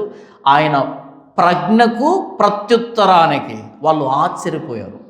ప్రజ్ఞ కలిగిన వాడు ప్రశ్న అడుగుతాడు, సబ్జెక్ట్ని ఇంకా లోతుగా తెలుసుకోవాలి అనుకున్నవాడు ప్రశ్న అడుగుతాడు, తన విశ్వాసాన్ని సీరియస్గా తీసుకున్నవాడు ప్రశ్న అడుగుతాడు, లైట్గా తీసుకున్నాడు ప్రశ్న అడగడు, ఏది ఉంటే అది ఉండిలే అనుకుంటాడు. ఇదంతా ఏం చెప్పాను అంటే, వ్యాజ్యమాడమని యెహోవా పిలుస్తున్నాడు. రండి వ్యాజ్యమాడదాం. వస్తారా అంటున్నా. రారు. ఎందుకు రారు? చూడనైనను విన్ననైనను గ్రహింపనైనను చేతకానే వెండి బంగారు ఇత్తడి ఇనుము కర్ర రాయి అనువాటితో చేయబడిన దేవతలు యెహోవా వ్యాజ్యానికి పిలిచినప్పుడు వస్తారా? రాగలరా? లేదా వాటిని చేయువారు వాటి వంటి వారే. 115 కీర్తన. అవి చేతులుండి ముట్టుకో, కాళ్ళుండి నడువు, కన్నులుండి చూడు, ముక్కులుండి వాసన చూడు, నోరుండి మాట్లాడు, తలుండి ఆలోచించలేవు, ఆలోచించి చెప్పలేవు. వాటిని చేయువారు వాటి వంటి వారై ఉందురు అని రాశారు. ఎవరు వస్తారు వ్యాజ్యానికి? ఒక క్రైస్తవుడితో డిబేట్ చేయడం బయట వాళ్ళకి సాధ్యం కాదు. ఇంపాసిబుల్. బైబిల్ పట్టుకున్న క్రైస్తవులతో డిబేట్ చేసి గెలవడం ఇంపాసిబుల్, జరగదు అది. ఎందుకో తెలుసా? వాళ్ళు పెద్ద సిద్ధాంతం అనుకుంటారు కదా. పప్పులో కరివేపాకు వచ్చిందనుకో, మీరేం చేస్తారు? చాలా సీరియస్గా ఆలోచిస్తారా? అలా తీయడం, చప్పరించడం, పక్కన పెట్టడం, పెద్దగా మ్యాటర్ ఏముండదు అందులో. కూరలో కరివేపాకులకు తీసి పక్కన పెట్టేస్తాం మనం. డిబేట్ ఏముంటుంది అక్కడ, అంత వెటకారం ఉంటుంది. ఏంట్రా ఈ చావు మాకు అనిపిస్తుంది. అందుకే రారు ఎవరు క్రైస్తవులతో డిబేట్కి. క్రైస్తవులతో డిబేట్కి రావాలంటే చాలా కష్టం. యేసుప్రభు 12 సంవత్సరాల వయసులో చేసిందని ఇప్పటికీ మనం చేయలేకపోతున్నామంటే, కానీ ఎన్ని సిద్ధాంతాలు వచ్చాయి. ఈ సిద్ధాంతాలు కూర్చోకపోతే ఎలా సత్యం బయటకు వస్తుంది? నువ్వు ఒక సిద్ధాంతం, నేను ఒక సిద్ధాంతం. సత్యం ఎలా బయటకు వస్తుంది? వస్తుందా? రాదు. ప్రతివాది వచ్చేంత వరకు వాది పక్షమున న్యాయం కనపడుతుందంట. న్యాయం ఎప్పుడు వస్తుంది? ఒక్కడే ఉన్నప్పుడు వస్తుందా? ప్రతివాది వచ్చినప్పుడు వస్తుందా? ఎప్పుడు ఒక వర్షన్ విన్నామనుకో, ఒక సైడ్ విన్నామనుకో, వీళ్ళు చెప్పేదే న్యాయం అనిపిస్తుంది. ఇంకో సైడ్ విన్నామనుకో, ఇదే న్యాయం అనిపిస్తుంది. ఏం చేయాలి అప్పుడు? ఇద్దరిని పట్టుకొచ్చి పెట్టాలి. ఇప్పుడు చెప్పండి రానాలి, క్రాస్ చెక్ చేయాలి, అప్పుడు తేలుతుంది. అప్పుడు నిజం ఒకటి బయటకు వస్తుంది. అవునంటారా కాదంటారా? ప్రతివాది వచ్చేంత వరకు వాది పక్షాన న్యాయం కనపడుతుందని సామెతలో సొలొమోను రాస్తాడు. నువ్వు ఒక సిద్ధాంతాన్ని బోధిస్తున్నావు, నేను ఒక సిద్ధాంతాన్ని బోధిస్తున్నా. నిన్ను నమ్మేవాళ్ళు నీకున్నారు, నన్ను నమ్మేవాళ్ళు నాకున్నారు. ఇంతకు ఏది నిజం తెలియాలంటే ఏం చేయాలి? ఇద్దరు వచ్చి కూర్చోవాలి, వ్యాజ్యం ఆడాలి. వ్యాజ్యం పాపం కాదు, మేధావులు చేసే పని అది. మేధావులు చేసే పని వ్యాజ్యం ఆడడం, మూర్ఖులు చేసే పని కాదు అది. మూర్ఖులకి చేత కాదు వ్యాజ్యం ఆడడం. పాత రోజుల్లో అష్టావధానం, శతావధానం, సహస్రావధానం తెలుసా మీకు ఈ పదాలు? అవధాని అనేవాళ్ళు. నన్ను 9th క్లాస్లో నేను ట్యూషన్కి వెళ్తూ ఉంటే, ఆ ట్యూషన్కి రెంట్కి ఇస్తుంది కదా, ఆ ట్యూషన్ రెంట్కి ఇచ్చినటువంటి ఆవిడ నన్ను పిలిచేది ఏమని పేరుతో పిలిచేది? ఒరే అవధాని అని పిలిచేది నన్ను. ఆవిడకి నా పేరు తెలియదు, అవధాని అని పిలిచేది. ఎందుకంటే అంత పర్ఫార్మెన్స్ ఉండదు మనది. అందరిలో నేను మాట్లాడుతుంటే నా మాటను చూసి అవధాని అవధాని అని అలా పెట్టింది పేరు. అవధానంలో ఏం చేస్తారు అంటే, అష్టావధానం అంటే 8 మందితో ఒకేసారి మాట్లాడాలి, 8 మందికి సమాధానం చెప్పాలి అట్ ఎ టైం. ఈ అవధానంలో ఏంటంటే లల్లాయి గాడు అని ఒకడు ఉంటాడు, తెలుసా మీకు? లల్లాయి గాడు అంటారు అన్ని. వాడు ఏం చేస్తాడు తెలుసా? 8 మంది సీరియస్ క్వశ్చన్లు అడుగుతుంటారు కదా, వీడి మధ్యలో అడ్డమైన ప్రశ్నలు అడుగుతుంటాడు. వాడి పేరు లల్లాయి గాడు. అంటే అసలు సంబంధం ఉండదు. ఉదాహరణకి ఇప్పుడు మహాభారతం గురించి అడుగుతున్నాడు. మహాభారతంలో ఆ యుద్ధం ఎన్నో రోజు ఏం జరిగిందంటే, వీడు సీరియస్గా మధ్యలో దూరి మొన్న విరాట్ కోహ్లీ ఎన్ని కొట్టాడు సెంచరీ అంటే, ఎన్ని కొట్టి గెలిపించాడు అంటాడు. అసలు మహాభారతానికి విరాట్ కోహ్లీ సంబంధం ఏంటి అంటే, వీడు డైవర్ట్ చేస్తుంటాడు. మనం సమాధానం చెప్పకుండా డైవర్ట్ చేస్తుంటాడు. వీడు కూడా సమాధానం చెప్పాలి, చెప్పి మరలా ఇక్కడికి రావాలి. లల్లాయి గాళ్ళు చాలా మంది ఉంటారు. ఈ లల్లాయి గాళ్ళు దాటుకొని 8 మందికి సమాధానం చెప్పినట్టు అష్టావధాని అని పిలుస్తారు. మూర్ఖులు చేయరు, దాన్ని మేధావులు చేస్తారు. నేనేం మాట్లాడుతున్నానంటే, బైబిల్ అనేది వాదనకి నిలవబడకపోతే, వ్యాజ్యానికి నిలవబడకపోతే మనది అంధవిశ్వాసం అవుతుంది, గుడ్డి భక్తి అవుతుంది, మూఢభక్తి అవుతుంది. మీరు వెళ్ళి ఓసారి మా బంధువు ఒకరికి మందు పెట్టారంట. ఎవరో ఏం పెట్టారంట? అలాంటిది ఉంటుందా? పెట్టారంట, మందు పెట్టారంట. వీడు ఇంట్లో చెప్పిన మాట వినట్లేదంట. ఎంతసేపు అక్కడికి పోతున్నాడంట. అది అలాగ ఉంటుంది, అక్కడికి పోవాలనిపిస్తుంది. వీడిని తీసుకుని వెళ్ళారు ఎక్కడికి ఒక పెద్ద ప్రాంతాన్ని తీసుకుని వెళ్ళారు. అక్కడికి వెళ్తే వాడు తలంటుతున్నాడు.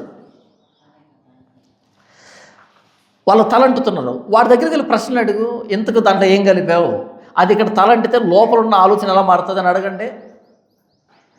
మీకు అర్థమవుతుందా? తల మీద ఏదేసి రుద్దితే తల లోపల ఉండే ఆలోచన మారుతుందా? మారదు. ఇకపోతే ఏదో తాపిస్తాడు, పేడ నీళ్ళు వేసి తాపిస్తే కడుపులో ఉండేది బయటకు వస్తుంది. కడుపులో ఉండేదానికి తలలో పుట్టే ఆలోచన సంబంధం ఉంటుందా? అంటే ఇంత లాజిక్ లెస్ అనమాట. తలంటితే తలలో ఆలోచన మారదు, కడుపులో ఉండే పదార్థానికి తలలో ఉండే ఆలోచన సంబంధం ఉండదు. అలా వాడు కక్కుతూ ఉంటే ఎదుగు పడింది. ఏం పడింది అక్కడ? కడుపులో ఉండేది పడింది. దాంట్లో ఏముంటుంది? లేదంటే ఇది పెట్టి 6 నెలలు అయిందంట. ఎవడు పెట్టారంట? ఒక సంక్రాంతి పండుగకి నాటుకోడి వండి అందులో పెట్టుకొచ్చారంట. ఒరే స్వామి, 3 గంటలే కడుపులో ఉండేది భోజనం. ఈ స్టమక్లో భోజనం ఎంతసేపు ఉంటుంది? 3 గంటలే. ఆ తర్వాత అది డైజెస్ట్ కావాల్సిందే. నువ్వు 5 రూపాయలు బెల్లం ఇంగేవనుకో, మరుసటి రోజు వస్తుందా? రాదా? 5 రూపాయల బెల్లే వస్తూ ఉంటే నువ్వు పెట్టి కోడి కూరలో తాయిలం రాదా? బయటికి వస్తుంది. అవన్నీ నమ్ముతారంటావా వీళ్ళు? నమ్మరు. పైగా చదువుకుంటారు, పెద్ద పెద్ద వాళ్ళే, చిన్నోళ్ళేం కాదు. నేను చూసా, నా కళ్ళతో చూసా, పడింది, నల్లగా పడింది. వాడు తాపించిన దాంట్లో ఉంది అది. వాడు తాపించిన దాంట్లో అది లోపలికి వెళ్ళి గడ్డ కట్టి బయటికి నల్లగా వచ్చింది. ఏమంటారంటే వీళ్ళు మూర్ఖులు అని పిలుస్తారు. ఒకవేళ తలంటితే తలలో ఉన్న ఆలోచన మారితే ఇక డైవర్స్ ఉండవు ప్రపంచంలో, విడాకులు అనేటివి ఉండవు. ఉంటాయా? కుటుంబాల్లో గొడవలు ఉండవు, విడాకులు ఉండవు, పిల్లలు చెప్పిన మాట వింటూ ఉంటారు, పద్ధతికి వింటూ ఉంటారు. ఎందుకని? వాడు వినలేదనుకో పట్టుకెళ్ళి తలంటడమే, మళ్ళీ చెప్పి డాడీ చెప్పి మమ్మీ అంటూ ఉంటారు. తలంటితే తలలో ఆలోచన మారవు. వాడిని రీజన్ అడిగితే చెప్పడాడు. ఎందుకంటే గుడ్డి భక్తి అది, గుడ్డి విశ్వాసం అది, గుడ్డి నమ్మకం అది, మూఢనమ్మకం అది. మూఢనమ్మకాలకి రీజన్ ఉండదు. ఒకవేళ బైబిల్లో ఎవడైనా ప్రశ్న అడిగితే మనం కూడా తప్పించుకుంటున్నామంటే గుడ్డి భక్తి అని అర్థం, గుడ్డి సిద్ధాంతం అని అర్థం, గుడ్డి వాక్యం అని అర్థం, గుడ్డి డినామినేషన్ అని అర్థం, మూఢ విశ్వాసం, మూఢ సిద్ధాంతం అని అర్థం. ఇంతవరకు నేను చెప్పింది మీకు అర్థమవుతుందా? వ్యాజ్యానికి మన సిద్ధాంతం, మన డినామినేషన్, మన పద్ధతి, మన ఆచారం, మన మాట ప్రసంగం నిలబడకపోతే అది మూఢ విశ్వాసం అవుతుంది, విగ్రహాలకు సంబంధించిన విశ్వాసం అవుతుంది. విగ్రహాలకు సంబంధించిన విశ్వాసం అవుతుంది. ఇక్కడ దేవుడు అడుగుతున్నాడు చూడండి, 21వ వచనం, వ్యాజ్యమాడుడని యెహోవా అనుచున్నాడు, మీ రుజువు చూపించుడని యాకోబు రాజు చెప్పుచున్నాడు. రుజువు చూపించు అంటే చూపించలేనిది ఎవరంటే ఈ సుత్తితో కొట్టి కంసాలి దాన్ని నునుపు చేస్తున్నాడే వాళ్ళు రుజువు చూపించలేరు. రుజువు ఎవరు చూపించగలరు? రుజువు? ఏ దేవుడైతే ఆకాశం నుంచి అగ్ని రూపంలో సమాధానం ఇస్తాడో ఆయనే నిజమైన దేవుడు అని చెప్పాడు ఏలియా. రుజువు వచ్చిందా? రాలేదా? వచ్చింది. రుజువు చూపించడం బైబిల్ దేవుడి లక్షణం, రుజువు చూపించడం ప్రవక్త లక్షణం, రుజువు చూపించడం అపోస్తుల లక్షణం. మా దగ్గర వెండి బంగారాలు లేవు, నజరేయుడు యేసుక్రీస్తు నామములో లే అనగా లేచి నిలబడ్డాడు. రుజువు. కానీ అబద్ధ ప్రవక్తలు రుజువు ఉండదు. ఈరోజు సిద్ధాంతాలకి రుజువులు లేవు, డినామినేషన్ రుజువులు లేవు. మూడవ విశ్వాసం 22వ వచనం చూడండి, జరగబో వాటిని విషదపరిచి మా ఎదుట తెలియజెప్పుడి, పూర్వమైన వాటిని విషదపరచుడి, మేము ఆలోచించి వాటి ఫలమును తెలుసుకున్నట్లు వాటిని మాకు తెలియజెప్పుడి, లేని ఎడల రాగల వాటిని మాకు తెలియజెప్పుడి, ఇక మీదట రాబో సంగతులు తెలియజెప్పుడి, అప్పుడు మీరు దేవతలని మేము ఒప్పుకుందుము.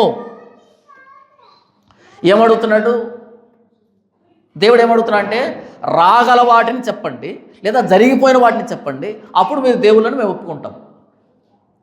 ఏదో బంగారుతో చేస్తేనో, వెండితో చేస్తేనో, ఇత్తడితో చేస్తేనో, లేదా ప్లాటినంతో చేస్తేనో, డైమండ్తో చేస్తేనో దేవుడు కాదు. దేవుడికి ఉన్న లక్ష్యం ఏంటి? జరగబోయేదాన్ని చెప్పాలి, లేదా జరిగిపోయేదాన్ని చెప్పాలి. జరగబోయేదాన్ని చెప్పేవాడు దేవుడు, జరగబోయేదాన్ని చెప్పేవాడు దేవుడు. బైబిల్ అన్నీ ప్రవచనాలే, అద్భుతమైన ప్రవచనాలు. బైబిల్లో ఉన్నటువంటి ప్రవచనాలన్నీ భవిష్యత్తు ప్రవచనాలు. నెబుకద్నెజరుకి ఒక కళ వచ్చింది. ఆ కళలో బ్రహ్మాండమైన ప్రతిమ వచ్చింది. దాని తల బంగారు, దాని ఎదభాగం వెండి, ఇత్తడి, ఇనుము, మట్టి, ఇనుము మిళితమైనటువంటి. ఏంటి దీని అర్థం? ఒక చేతి సహాయం లేకుండా తీయబడిన రాయి మొత్తం పొడి చేసేసింది, దంచేసింది, తూర్పు గాలి వచ్చి చెదిరిపోయింది. ఏంటి దీని అర్థం? రాజా, దేవుడు తమరి తర్వాత ఏం జరగబోతుందో మీకు తెలియజేసి ఉన్నాడు. పరలోకమందున దేవుడు తెలియజేశాడు నీకు. ఏంటి దాని భావం? మీది బంగారు లాంటి ప్రభుత్వం, శిరస్సు లాంటి ప్రభుత్వం. మీ తర్వాత మీకంటే విలువ తక్కువ, ఎక్కువ బలమైనటువంటి ఒక రాజ్యం వస్తుంది. మాదీ పారసీకులు వస్తారు. దాని తర్వాత ఇత్తడి లాంటి సామ్రాజ్యం వస్తుంది, గ్రీకులు వస్తారు. దాని తర్వాత ఇనుము లాంటి కఠినమైనటువంటి సామ్రాజ్యం వస్తుంది, అది రోమా సామ్రాజ్యం. దాని తర్వాత చేతి సహాయం లేకుండా తీయబడిన రాయి మొత్తం అంతా దంచి పొడి చేసింది కదా. పరలోకమందున దేవుడు ఒక రాజ్యాన్ని భూమిని స్థాపించబోతున్నాడు. దానికి నాశనం లేదు, దానికి అంతం లేదు. జరిగింది ఎగ్జాక్ట్గా. ఎగ్జాక్ట్గా జరిగింది. ఇది దేవుని లక్షణం. కన్యక గర్భవతి కుమారుని కంటది, ఇమ్మానుయేలు పేరు పెడుతుంది. జరిగిందా 700 సంవత్సరాల తర్వాత? జరిగింది. బెత్లెహేము ఎఫ్రాతా, నీవుదా గ్రామంలో ఎంత మాత్రం స్వల్పమైన దానివి కాదు, ఇశ్రాయేలు నా ప్రజలను ఏలబోవాడు నీలోంచి వస్తాడు. జరిగిందా? ఎగ్జాక్ట్ లొకేషన్ జరిగింది. మీరు చూడండి, పాత నిబంధనలో ఉన్నటువంటి కొన్ని వేల ప్రవచనాలని ప్రభువైన యేసుక్రీస్తు నెరవేరాయి. రాగల వాటిని, జరగబోయే వాటిని చెప్పడం దేవుని లక్షణం. ఇది ఎవరు చేయలేరంటే విగ్రహాలు చేయలేవు. యేసుప్రభు అంటాడు కదా, పేతురుతో అంటాడు, నువ్వు గేలం పట్టుకొని వెళ్ళి గేలం వేయి సముద్రంలో, ఒక చేప బయటకు వస్తుంది, దాని నోట్లో 1 షెకెల్ ఉంటుంది, 1/2 షెకెల్ నీ కోసం, 1/2 షెకెల్ నా కోసం పన్నుగట్టు అని మాట్లాడతాడు. వెళ్ళాడు, గేలం వేశాడు, చేప బయటకు వచ్చింది, నోరు తెరిస్తే ఏముంది లోపల? షెకెల్ ఉంది. ఎలా తెలుసు ఆయనకి? ఆయన దేవుడు కాబట్టి. రాగల వాటిని తెలియజెప్పండి, లేకపోతే జరిగిపోయిన వాటిని చెప్పండి. మీరు ఏ ధర్మంలోకైనా వెళ్ళండి, మానవ జాతి ఎలాగొచ్చిందో తెలియదు వాళ్ళకి, మానవుడు ఎలాగొచ్చాడో తెలియదు వాళ్ళకి. బైబిల్ దగ్గరికి రా, ఇన్ని భాషలు ఎలాగొచ్చాయో తెలియదు, ఇన్ని ప్రభుత్వాలు ఎలా ప్రపంచాన్ని స్వాధీనం చేసుకుని పరిపాలించే వాటికి ఎవరు శక్తినిచ్చారో తెలియదు. జరిగిపోయిన వాటిని చెప్పేది బైబిలే, జరగబోయే వాటిని చెప్పేది బైబిలే. ఎందుకంటే ఈయన దేవుడు కాబట్టి. రండి వ్యాజ్యం ఆడదాం, రుజువు చూపించండి మీరు దేవుళ్ళు అనేదానికి. మీరు దేవుళ్ళు అనేదానికి రుజువు చూపించండి అని అడుగుతున్నాడు దేవుడు. 23వ వచనం చూడండి. ఇక మీదట రాబో సంగతులు తెలియజెప్పుడి, అప్పుడు మీరు దేవతలను మేము ఒప్పుకొందుము, మేము ఒకరినొకరు సాటి చేసుకుని కనుగొన్నట్లు మేలైనను కీడైనను చేయుడి. ఏమంటున్నాడు? మేము ఒకరినొకరు సాటి చేసుకుని కనుగొన్నట్లు. సాటి చేసుకోవడం అంటే దేవుడు సైన్యములకు అధిపతి అయిన యెహోవా, ఇటువైపు విగ్రహాలు. మీరు మాతో సాటి ఏమో కనుగొనడానికి ఏం చెప్తున్నాడు? మేలైన కీడైనా చెయ్యండి. ఎవరిని అడుగుతున్నాడు అన్నమాట? విగ్రహాలు అడుగుతున్నాడు. మీరు మేలైనా కీడైనా చేయండి. విగ్రహాలు మేలు చేస్తాయా కీడు చేస్తాయా? ఇన్నిసార్లు చదివి వినిపించా మరలా కీడు అంటారంటే, మేలైనా కీడైనా చేయండి అంటే 2 చేయలేవని అర్థం. ఇర్మియా గ్రంథం 10వ అధ్యాయం,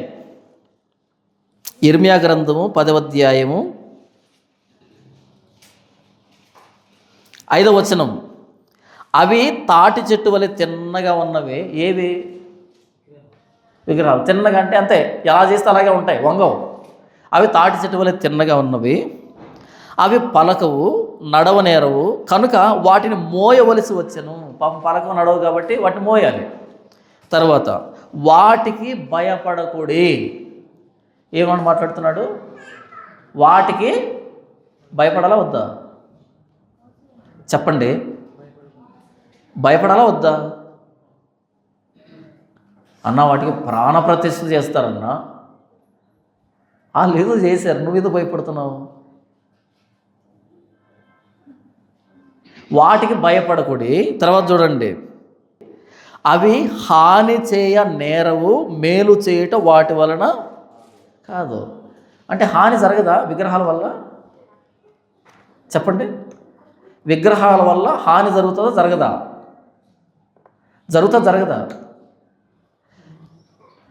జరగదా? ఫోన్ చేస్తారు, అన్న అనుకోకుండా పటాన్ని తగిలానన్నా. అయితే ఏదో అయిపోతుందన్న అప్పటి నుంచి. ఏం కాదు, ఏమవుతుంది? వాటి వలన హాని జరగదు. జరుగుతుందా? అనుకోకుండా దాటాడంట, అనుకోకుండా ఏం చేస్తా దాటాడంట, హాని జరుగుతుందా? ఆ దాటినప్పటి నుంచి ఒకటే కలవరం అంట, ఒకటే కళ్ళు తిరుగుతున్నాయంట, ఒకటే ఏదో జరుగుతుందంట. ఏంది అని నిన్ను? బైబిల్లో ఇర్మియా గ్రంథం ఒకటి ఉంటుంది, 10వ అధ్యాయం ఉంటుంది, దాని చదువు 5వ వచనంలో. వాటి వలన హాని జరగదు. విగ్రహాల వల్ల హాని జరుగుతుందా? జరగదు. ఒకవేళ జరిగితే కనుక వాటి నెత్తి మీద కూర్చొని పిట్టలు రెట్టేస్తున్నాయి, వాటికి ఏమైనా జరగాలి, మనకేం జరుగుతుంది? మీకు అర్థమైందా పాయింట్? ఒకవేళ వాటి వల్ల హాని జరిగితే నేనేమన్నానంటే, ఇలాంటి చిలకమ్మ కాకమ్మ కబుర్లు చెప్తే నమ్మేదానికి రెడీగా లేవు. ఇక్కడ విగ్రహాల వల్ల హాని కలగదు, మేలు జరగదు. ఎందుకు జరగదు? అవి లైఫ్లెస్, నిర్జీవమైనటువంటి వస్తువులు అవి. నువ్వు ఏ షేప్లో చేసినా ఆ షేప్లో వస్తుంది అది. నువ్వు ఏ షేప్లో చేసినా ఆ షేప్లో వస్తుంది అది. దానికి హాని తెలియదు, మేలు తెలియదు. అది అలాగే ఉంటుంది, అక్కడే ఉంటుంది. అది దానిలాగే ఉంటుంది, దాంట్లో ఏ ప్రభావం ఉండదు అన్నదానికి ప్రాణప్రతిష్ఠ చేస్తారు. ప్రాణప్రతిష్ఠ చేస్తే ఏం రావాలి? అలా టింగు అని లేచి నడుచుకుంటూ రావాలి. వచ్చింది ఎప్పుడన్నా? రాలే. ప్రాణప్రతిష్ఠ చేయకముందు అలాగే ఉంది, చేసిన తర్వాత అలాగే ఉంది. మార్పు ఎక్కడ వచ్చింది? ఆ ప్రతిష్ఠ చేసేవాడికి ఇచ్చిన డబ్బులో ఉంది మార్పు అంతా. వాడు డబ్బు ఇచ్చుకున్నాం, అంతేనా? కాబట్టి జనాలు భయపడేదానికి మనం భయపడకూడదు. చూడండి, ఇర్మియా గ్రంథం 10వ అధ్యాయం. ఇర్మియా గ్రంథము 10వ అధ్యాయము 1వ వచనం. ఇశ్రాయేలు వంశస్థులారా, యెహోవా మిమ్మును గురించి సెలవిచ్చిన మాట వినుడి. యెహోవా సెలవిచ్చినదేమనగా, అన్య జనముల ఆచారములు అభ్యసింపకుడి. ఆకాశమందు అగుపడు చిహ్నములకు జనములు భయపడుదురు, అయితే మీరు వాటికి భయపడకుడి. ఏం చేస్తున్నాడు ఇక్కడ? తర్వాత చూడండి 8వ వచనం. జనులు కేవలం పశుప్రాయులు, అవివేకులు, బొమ్మల పూజ వలన వచ్చు జ్ఞానం వ్యర్థము. బొమ్మల పూజ వలన వచ్చు జ్ఞానం వ్యర్థం. బొమ్మలకు పూజ చేస్తే ఏమొస్తుంది? ఏం రాదు. 10వ వచనం చూడండి. యెహోవాయే నిజమైన దేవుడు, ఆయనే జీవము గల దేవుడు, సదాకాలం ఆయనే రాజు. ఆయన ఉగ్రతకు భూమి కంపించును, జనములు ఆయన కోపమును సహింపలేవు. యెహోవా కదా భయపడాలి. మేలు చేసేది ఆయనే, కీడు చేసేది ఆయనే. ఆయన చేతులే గాయం చేస్తాయి, ఆయన చేతులే గాయాన్ని కడతాయి. మహోన్నతుడుకు దేవుని నోట నుండి మేలును కీడును బయలు వెళ్ళుచున్నవి కదా. విలాపవాక్యములు 3:38 చూడండి ఒకసారి. విలాపవాక్యములు 3:38. విలాపవాక్యము 3:38లో మహోన్నతుడైన దేవుని నోట నుండి కీడును మేలును బయలు వెళ్ళును కదా. కీడు కానీ మేలు కానీ వచ్చింది ఎక్కడి నుంచి? దేవుని దగ్గర నుంచి. కానీ మనం ఎవరికి భయపడుతున్నాం? విగ్రహాలకి. వాటికి భయపడాల్సిన అక్కర్లేదు. యెషయా గ్రంథం 41వ అధ్యాయము 23వ వచనం. ఇక మీదట రాబో సంగతులు తెలియజెప్పుడి, అప్పుడు మీరు దేవతలను మేము ఒప్పుకుందాం. మేము ఒకరినొకరు సాటి చేసుకుని కనుగొన్నట్లు మేలైనను కీడైనను చేయుడి. మేలు చేయడం వాటి చేత కాదు, కీడు చేయడం వాటి చేత కాదు. అవి నిర్జీవ వస్తువులు. ఏ రూపంలో మలిచినా నిర్జీవ వస్తువులు. అవి మేలు చేయలేవు, కీడు చేయలేవు. ఇలా పెట్టినంత మాత్రం చేత మేలు జరగదు, ఇలా పట్టుకున్నంత మాత్రం చేత కీడు జరగదు. జస్ట్ బొమ్మలంతే అని మాట్లాడుతున్నాడు యెషయా. అంటే దేవుడు వర్సెస్ విగ్రహం, దేవుడు వర్సెస్ విగ్రహం. కానీ ఈరోజు భయపడుతున్నాం, జనాలు భయపడేదానికి భయపడుతున్నాం. ఏం జరగదు. తర్వాత ఆ మధ్యకాలంలో ఒక పెద్ద గుడి ఒకటి ఉంది. ఆ గుడి నేల మాలిగల్లో బంగారం బయటపడింది. నేల మాలిగల్లో బంగారు దాచిపెట్టారు. దాచిపెట్టిన తర్వాత 4-5 తలుపులు ఏమో తెరిచారు. తలుపులు తెరిచి ఆ బంగారాన్ని స్వాధీనం చేస్తున్నారు. ఇంకొక తలుపు తెరవలేదంట, ఆ తలుపు మీద ఏదో ఉందంట. కాబట్టి ఆ తలుపు తెరిస్తే మహాప్రళయం వచ్చేసి మొత్తం అంతా మునిగిపోతుందంట. ఏంది తమాషా ఇదంతా నాకు కడుతాను. ఆ తలుపు తెరిస్తే మొత్తం సముద్రం అంతా వస్తుంది. ఏమవుతుంది? ఆ గది నిండుతుంది, అంతే కదా. సముద్రం మునుగుతుంది, ప్రపంచం మునుగుతుంది. అదేమైనా నోవహు జలప్రలయమా? లేదు కదా. అది తెరిస్తేనంటే ఏదో అయిపోతుంది కాబట్టి దాన్ని క్లోజ్ చేశారంట. నాకు అనిపించింది, ఒరే స్వామి, ఎవరైనా ఒక క్రిస్టియన్ ఉంటే వాడికి ఇవ్వండి ప్రాజెక్టు. ఎవరికి వాళ్ళ ప్రాజెక్ట్ని? ఇలాంటి ప్రాజెక్టులు ఏమైనా ఉంటే అందరూ భయపడే ప్రాజెక్టులు ఎవరికి ఇవ్వాలి? ఒక క్రిస్టియన్కి ఇవ్వండి ఆ ప్రాజెక్ట్ని. అలా తెరుస్తాడు, అంతే, ఏముండదు. ఎందుకంటే మనం చూసే కోణం వేరే, ప్రపంచం చూసే కోణం వేరే. అప్పుడప్పుడు రోడ్డు మీద కొన్ని మరమరాలు, బంతిపూలు, ఇంకేంటి రూపాయి 2 రూపాయల బిళ్ళలు పడిపోయాను అనుకో, రోడ్డు మీద అలా పడిపోయాను అనుకో, మీరేం చేస్తారు? అలా వెళ్ళిపోతారు, లేకపోతే సైడ్ వెళ్ళిపోతారా? సైడ్ వెళ్ళిపోతారు కదా. ఎందుకని? అవి తొక్కితే ఆ చచ్చిపోయినాడు మన ఇంటికి వచ్చేస్తారు. రాత్రికి వాళ్ళ ఇంట్లో వదిలిపెట్టేసి మన ఇంటికి వచ్చేస్తాడు కదా. నాకు తెలియకూడదని ఎంతమంది తొక్కి ఉంటారు? అంతమంది ఇళ్ళకి పోతాడా? అల్లుడా? ఇంటికే అల్లుడా, సంక్రాంతి అల్లుడా కాదు కదా. ఆడు చచ్చిపోయి ఆడెక్కడికో వెళ్ళిపోతే ఆడు మన ఇంటికి ఎందుకు వస్తాడు? ఇప్పుడు మరమరాలు తొక్కిన వాళ్ళ ఇంటికే వస్తే మరి చనినోడి ఇంటికి రాడా? ఆ మరమరాలు కలుపుతున్నప్పుడు ఆ 5 రూపాయల పిల్లలు 10 రూపాయలు జేబులు వేసుకుంటాడు, వాడి ఇంటికి కదా వెళ్ళాల్సిందే. అరే ఎదవా, 10,000 డబ్బు ఇచ్చి కలపమంటే అన్ని జేబులు వేసుకుంటావా అని వాళ్ళ ఇంటికి కదా వెళ్ళాలి, మన ఇంటికి ఎందుకు వస్తాడు? ఏంటో మరి విచిత్రమైన పద్ధతులు. మనం కూడా సైడ్ వెళ్తాం కదా, నేను మధ్యలో తొక్కించుకుంటూ వెళ్తాను, నా పల్లె సరదా. ఆ తమలపాకులు పడి ఉంటాయి, ఆకుబొక్కలు పడి ఉంటాయి, మరమరాలు పడి ఉంటాయి కదా, ఏమనిపిస్తుంది, తొక్కించుకుంటూ పోతాం అంతే. ఇలా ఇలా ఇలా తప్పించుకొని ఎందుకు భయపడుతున్నావు అంటున్నా. ఇంతకీ ఏమైంది? బైబిల్లో దయ్యాల గురించి చెప్పబడింది. కానీ దయ్యాలకు ఎవరంటే భయం? ప్రభువైన యేసుక్రీస్తు వారంటే 2000 సంఖ్య కలిగిన దయ్యాలు ప్రపాతం నుంచి సముద్రంలో పడి చచ్చాయి. ఇప్పుడు మనం దయ్యాలకు భయపడితే యేసు ప్రభుకి ఇన్సల్ట్ కదా. మనం భయపడాల్సింది ఎవరికి? యేసు ప్రభుకి, దయ్యాలకు కాదు. మనం ఎప్పటికి భయపడుతుంది దయ్యాలకే, ఏమవుతుంది? కాబట్టి నేనేమంటానంటే వాటికి మేలు చేయడం చేత కాదు, కీడు చేయడం చేత కాదు. జనాలు భయపడేదానికి మనం భయపడాల్సిన అక్కర్లేదు.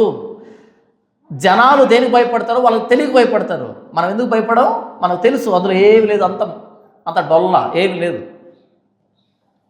నేను భయపడను, నాకేం భయం అనిపించదు. ఒకవేళ భయపడితే మనుషులకు భయపడాలి, బతికున్న వాళ్ళకి భయపడాలి, చచ్చిన వాళ్ళకి కాదు. చచ్చినోడు ఏం చేయలేడు, బతికున్నాడు ఏదైనా చేస్తాడు, వాడికి భయపడాలి కానీ చచ్చిపోయిన వాళ్ళకి భయపడకూడదు. 24వ వచనం, మీరు మాయా సంతానము, మీ కార్యము శూన్యము, మిమ్మును కోరుకుని వారు హేయులు. ఏం మాట్లాడతారు? మీరు మాయా సంతానం. మాయా అంటే ఏమి లేదని, అంత మాయా. మీరు మాయా సంతానము, మీ కార్యము శూన్యం, ఏముండదు అక్కడ. తర్వాత మిమ్మును కోరుకొని వారు హేయులు. హేయం అంటే అసహ్యం, దేవుడికి అసహ్యమైన పని అది. 25వ వచనం, ఉత్తర దిక్కు నుండి నేను ఒకరిని రేపుచున్నాను. ఓకే, ఇప్పుడు ఏం మాట్లాడుతున్నాడు? మీరంతా ఈ మాయని అసహ్యాన్ని పక్కన పెట్టుకొని యుద్ధం చేస్తున్నారు. నేను ఒకరిని రేపుతున్నా ఉత్తర దిక్కు నుంచి, కోరేషుని. ఈ కోరేషును ఈ విగ్రహాలు గెలవగలవా? అది ప్రశ్న. కోరేషుని ఈ విగ్రహాలు గెలవగలవా? మాయ శూన్యం కోరేషును గెలవగలదా? సైన్యములకు అధిపతిని యెహోవా శక్తితో వస్తున్న కోరేషును గెలవగలదా? మరి కోరేషునే గెలవకపోతే దేవుని ఏం గెలుస్తుంది? విగ్రహం గెలవలేదు. 25వ వచనం, ఉత్తర దిక్కు నుండి నేను రేపుచున్నాను, నా నామమున ప్రార్థించువాడు ఒకడు సూర్యోదయ దిక్కు నుండి వచ్చుచున్నాడు. నా నామమున ప్రార్థించువాడు. కోరేషు ఎవరికి ప్రార్థన చేశాడంట? యెహోవాకు. కానీ 45వ అధ్యాయం చూడండి, యెషయా గ్రంథం 45వ అధ్యాయం 4వ వచనం, నా సేవకుడైన యాకోబు నిమిత్తము, నేను ఏర్పరచుకున్న ఇశ్రాయేలు నిమిత్తము నేను నీకు పేరు పెట్టి నిన్ను పిలిచితిని. ఎవరు పేరు పెట్టి పిలిచాట? కోరేషుకి. చూడండి, నీవు నన్ను ఎరుగకుండినప్పటికీ నీకు బిరుదులు ఇచ్చుతిని. నీవు నన్ను ఎరుగకుండినప్పటికీ తెలియదంట కోరేషుకి దేవుడు. మళ్ళీ ఇక్కడే మాట్లాడుతున్నాడు, నా నామాన్ని బట్టి ప్రార్థన చేస్తున్నాడంట. కోరేషు నా నామాన్ని బట్టి ప్రార్థన చేస్తున్నాడు ఇక్కడ అన్నాడు. అక్కడేమన్నాడు? కోరేషుకి నేను ఎవరో తెలియదు అన్నాడు. ఇంతకు ఏది నిజం రెండిట్లో? ఇంతకు ఏది నిజం రెండిట్లో? ఏదో ఒకటి నిజమై ఉంటుందా? రెండు నిజాలే. చూడండి, ఎజ్రా గ్రంథము 1వ అధ్యాయం. ఎజ్రా గ్రంథము 1వ అధ్యాయం 1వ వచనం, పారసీక దేశపు రాజైన కోరెషు ఏలుబడిలో 1వ సంవత్సరం ముందు ఇర్మియా ద్వారా పలకబడిన తన వాక్యము నెరవేర్చుటకై యెహోవా పారసీక దేశపు రాజైన కోరెషు మనసును ప్రేరేపింపుగా అతడు తన రాజ్యమంతటా చాటింపు వేయించి వ్రాత మూలముగా ఇట్లు ప్రకటన చేయించెను. పారసీక దేశపు రాజైన కోరెషు ఆజ్ఞాపించినదేమనగా, ఆకాశమందలి దేవుడని యెహోవా లోకమందున్న సకల జనములను నా వశం చేసి యోధా దేశమందున్న యెరూషలేములో తనకు మందిరమును కట్టించుమని నాకు ఆజ్ఞ ఇచ్చి ఉన్నాడు. మధ్యలోకి వచ్చేప్పటికి విషయం అర్థమైంది ఆయనకి. నాకు ఈ అధికారాన్ని ఇచ్చింది, నాకు ఇంత విజయాన్ని ఇచ్చింది ఎవర్రా అంటే సైన్యములకు అధిపతిని యెహోవా. చాటింపు వేసి పంపించాడు. గెలిచేటప్పుడు తెలియదు, గెలిచేటప్పుడు ప్రతి విజయాన్ని మారుదుక్ అనే దేవుడికి ఆపాదించాడు. గెలిచిన తర్వాత ఎప్పుడైతే విడుదల చేస్తున్నాడో అప్పుడు అర్థమైంది ఏంటంటే సైన్యములకు అధిపతిని యెహోవా నాకు ఆజ్ఞ ఇచ్చాడు, మిమ్మల్ని వదిలిపెట్టమని చెప్తున్నాడు అనే శాసనాన్ని జారీ చేశాడు. మీకు ఒక మాట చూపెడతాను. ఎజ్రా గ్రంథం 7వ అధ్యాయం 6వ అధ్యాయం ఎజ్రా గ్రంథము 6వ అధ్యాయము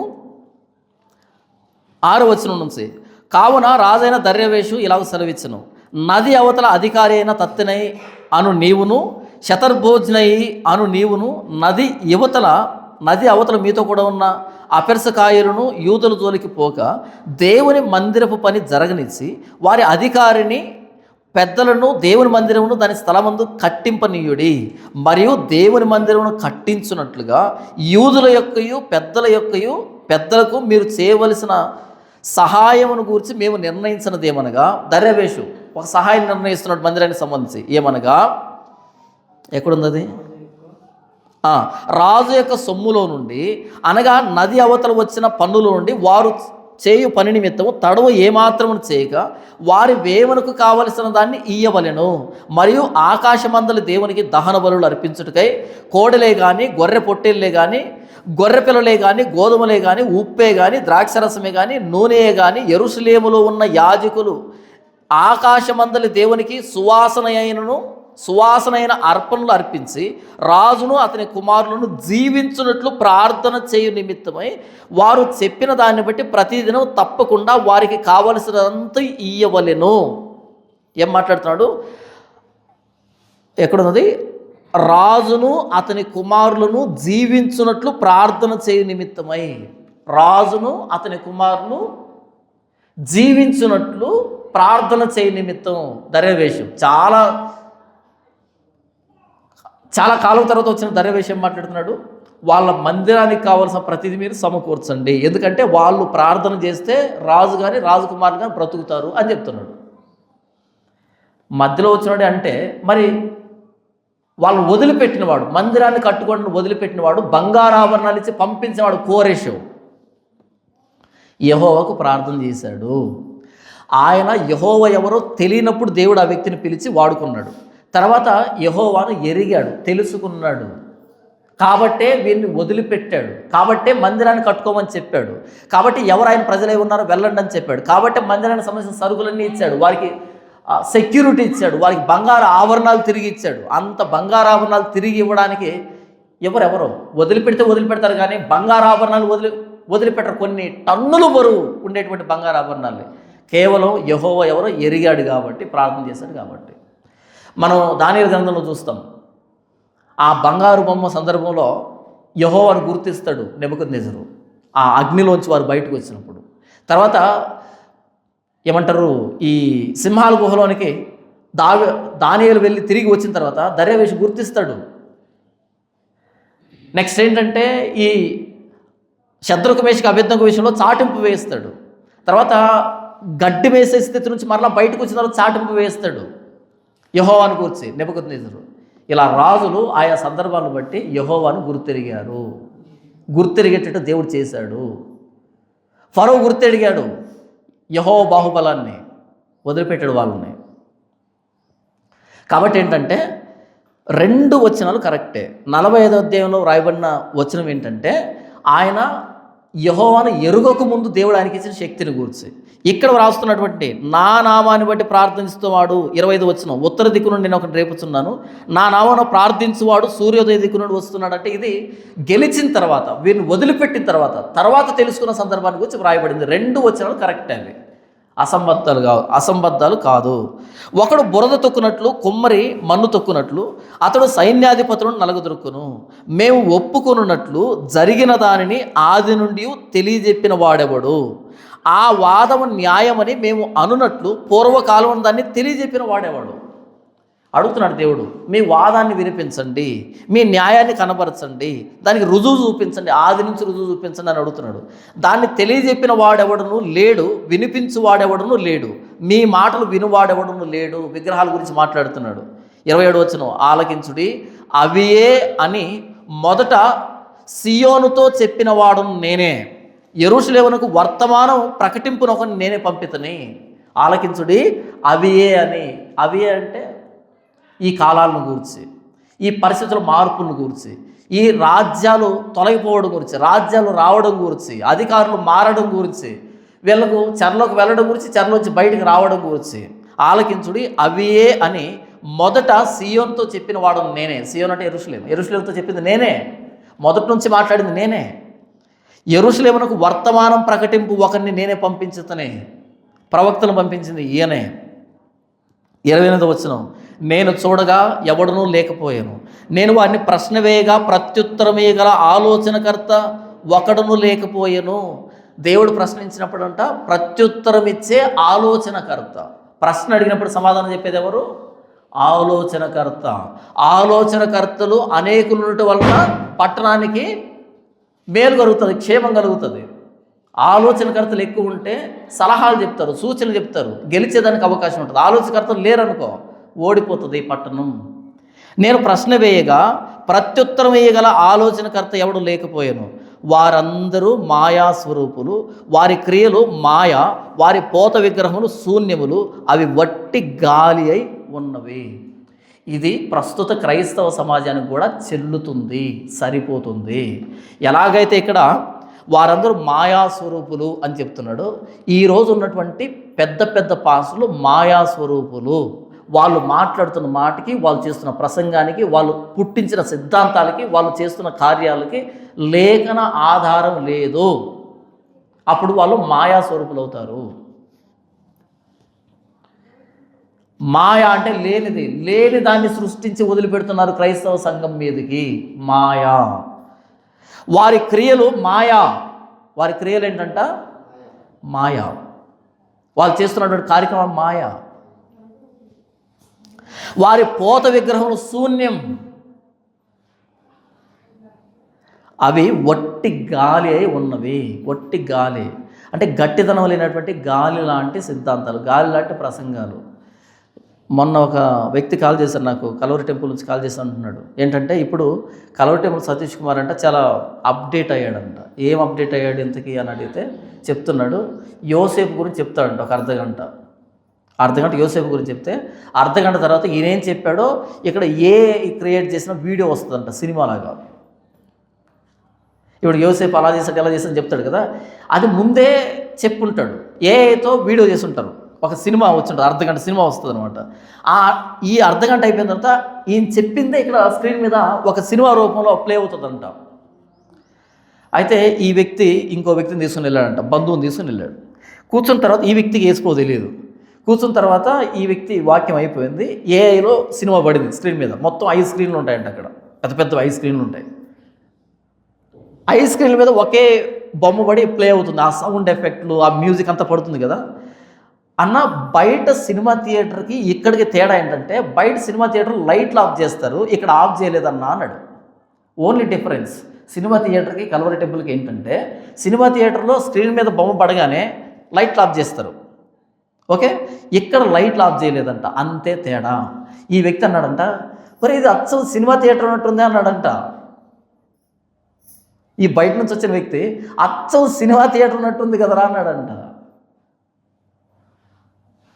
ఈ వ్యక్తి కూడా అదే ఫీలింగ్. కాకపోతే అంటే బాగోదని అనట్లే, దేవుడు ఏమనుకుంటాడు, మనం అనుకోవచ్చా అనేటువంటి ఒక మూఢత్వం ఉంటుంది మన దగ్గర, బైబిల్ తెలియని కారణం చేత. అందుకని లోపల దాచిపెట్టుకుంటాం, మనం అనకూడదు, మనం అంటే ఏదో అయిపోతుంది. ఆయనకి దేవుడు తీర్పు తీరుస్తాడు. బయట వాళ్ళకి అర్థమైపోతుంది, ఇది డ్రామా, ఇది బిజినెస్, ఇది నటన, ఇది సినిమా థియేటర్ అని. ఇప్పుడు అప్డేట్ అయ్యారు అందరూ, స్క్రీన్లు పెట్టిస్తున్నారు, స్క్రీన్లు పెట్టించేసి ఏలో వేస్తున్నారు బొమ్మలు. ఎంతసేపు యోసేపు, యాకోబు, 5 రొట్టెలు 2 చేపలు, లేకపోతే పేతురు పడవ, ఇంకేం లేదా బైబిల్లో? మీకు అర్థమవుతుందా? ఎంతసేపు యోసేపు, లేకపోతే పేతురు, లేకపోతే గారడి సీమలు, ఇవి తప్ప ఇంకేం లేవా బైబిల్లో? ఇవేనా?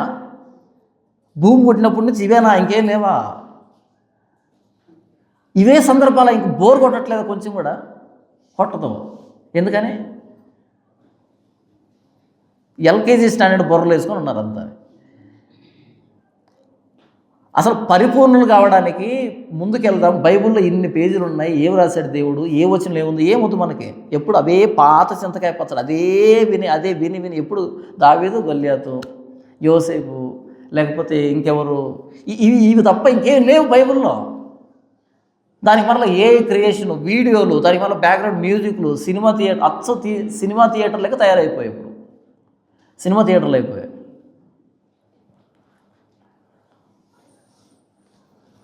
నేనేం చెప్తున్నాను? వారందరూ మాయా స్వరూపులు, వారి క్రియలు మాయా, వారి పోత విగ్రహం శూన్యం, అవి ఒట్టి గాలి, ఒట్టి గాలి, ఒట్టి గాలి. మొన్న ఈ బైబిల్ మిషన్కి సంబంధించి పెద్ద పెద్ద సభలు జరిగాయి, లేదా ఇక్కడ చిలకలూరుపేటలో పెద్ద కూటమి జరిగాయి, మహాకూటములు జరిగాయి. అక్కడ చూపెడుతున్న కెమెరాలో ప్రతి పోల్ ఉంటుంది కదా, పోల్ ఉంటుంది, ఆ పోల్కి ఒక వాక్యం, ప్రతి పోల్కి ఒక వాక్యం రాస్తున్నారు, ప్రతి పోల్కి ఒక వాక్యం. ఆ వాక్యం ఏమనుకుంటున్నారు? ఏదో కొటేషను కింద దేవదాసాయి గారు, ఏదో కొటేషన్ కింద ఏసన్న గారు, అంటే ఏసన్న గారు చెప్పింది, దేవదాసాయి గారు చెప్పింది, ఇంకొక చెప్పింది, అవి రాసుకున్నారు బైబిల్ వాక్యాలు.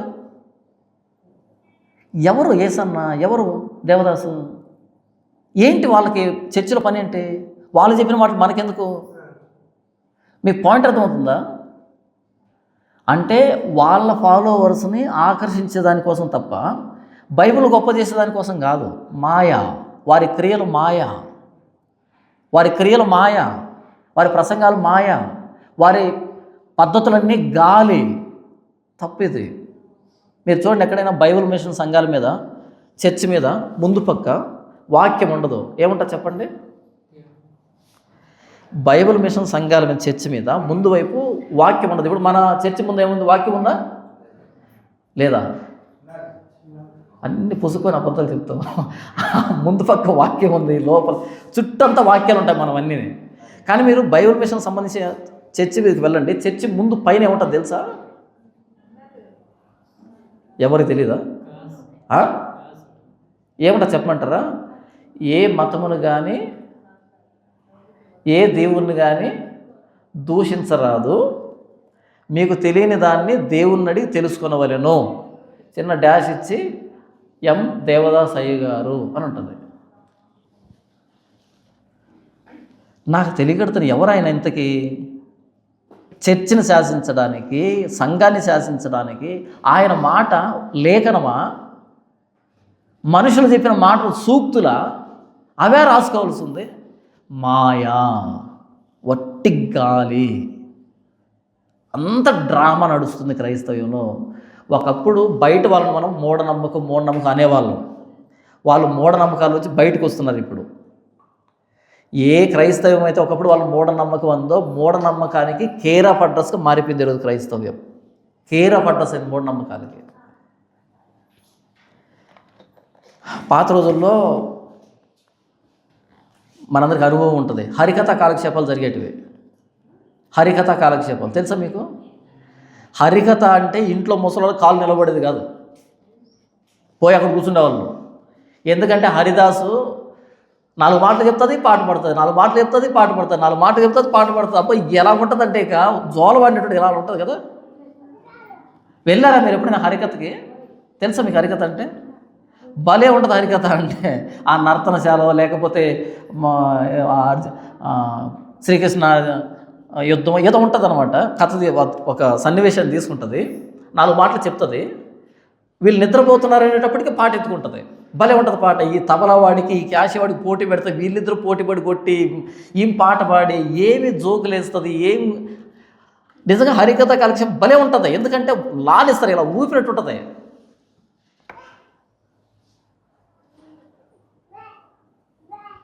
ఇప్పుడు చర్చిల్లో ఎందుకురా చర్చికి వెళ్తున్నారంటే అక్కడ పాటలు బాగా పడతారంట.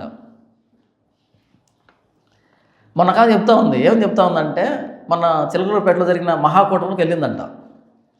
వెళ్తే ఆమె చెప్తా ఉంది, పరలోకంలో ఎలాగుందో అలాగుందంట అక్కడ.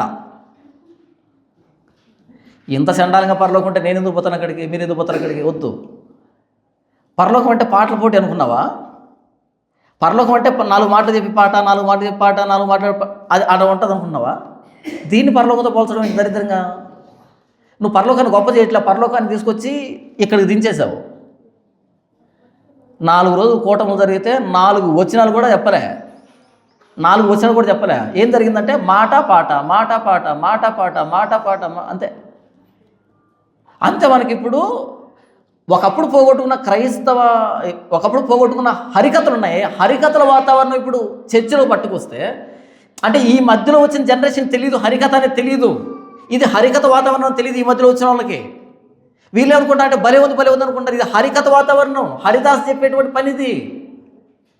హరిదాస్ మాటికి ఏమంటాడో తెలుసా? గోవిందులు పెట్టేస్తాడు. గోవిందులు పెట్టేస్తాడ.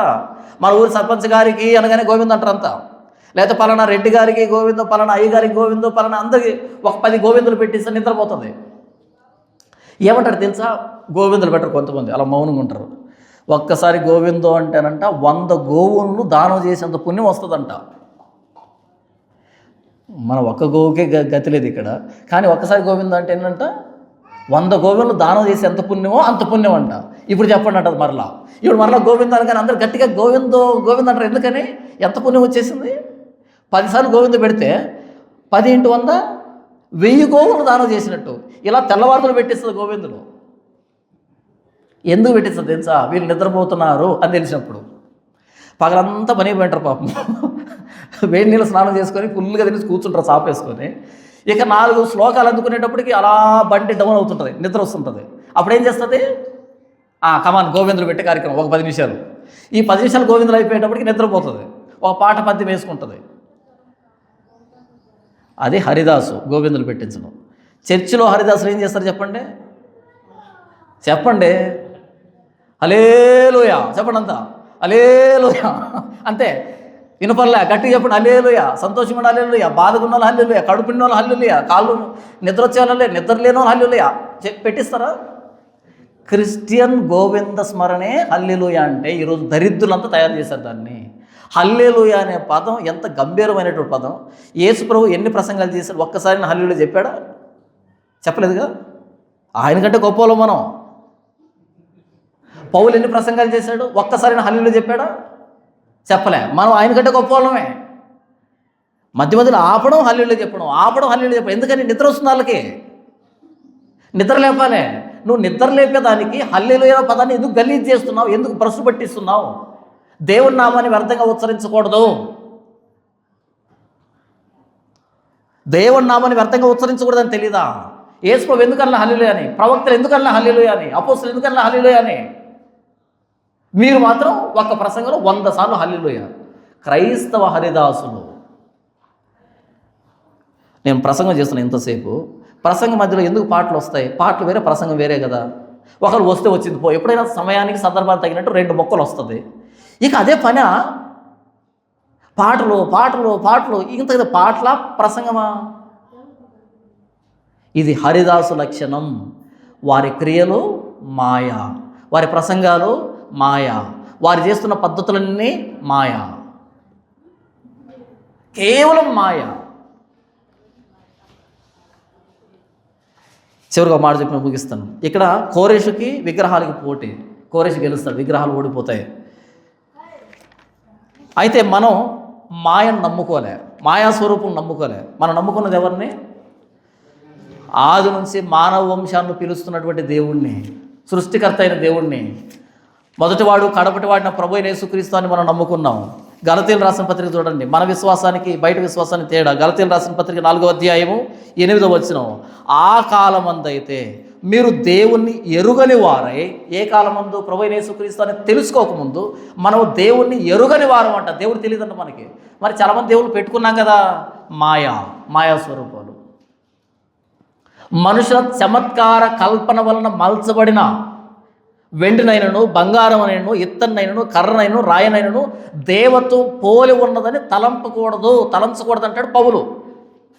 మనుషుల చమత్కార కల్పన వలన మలచబడినటువంటి వస్తువులో దైవత్వం ఉందని మనం తలంచకూడదని మాట్లాడతాడు కదా. గతంలో మనం అలాంటి వాటినే దేవుని అనుకున్నాం.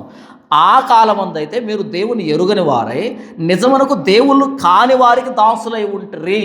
కానీ ఇప్పుడు మీరు దేవుని ఎరిగిన వారును, మరి విశేషముగా దేవుని చేత ఎరగబడిన వారునై ఉన్నారు. ఒకప్పుడు దేవుడు తెలియదు మనకి, ఇప్పుడు మనకు దేవుడు తెలియదు కాదు, దేవుని చేత ఎరగబడిన వారమే. దేవుడికి మనకు తెలుసంట. ఎంత అద్భుతమైన విశ్వాసం మనది మూఢ విశ్వాసం కాదు, హేతుబద్ధమైన విశ్వాసం, రుజువులతో కూడిన విశ్వాసం, లేఖన అధికారంతో కూడుకున్న విశ్వాసం. వెళ్ళి అడగడం బయట ఎవరినైనా, ఎవరు నమ్ముతున్నా అంటే పలానా ఎక్స్ అనే దేవుడిని, ఆ దేవుడికి ఏమైనా చారిత్రక ఆధారాలు ఉన్నాయా అని అడగండి. లేవు. రా నా దగ్గరికి.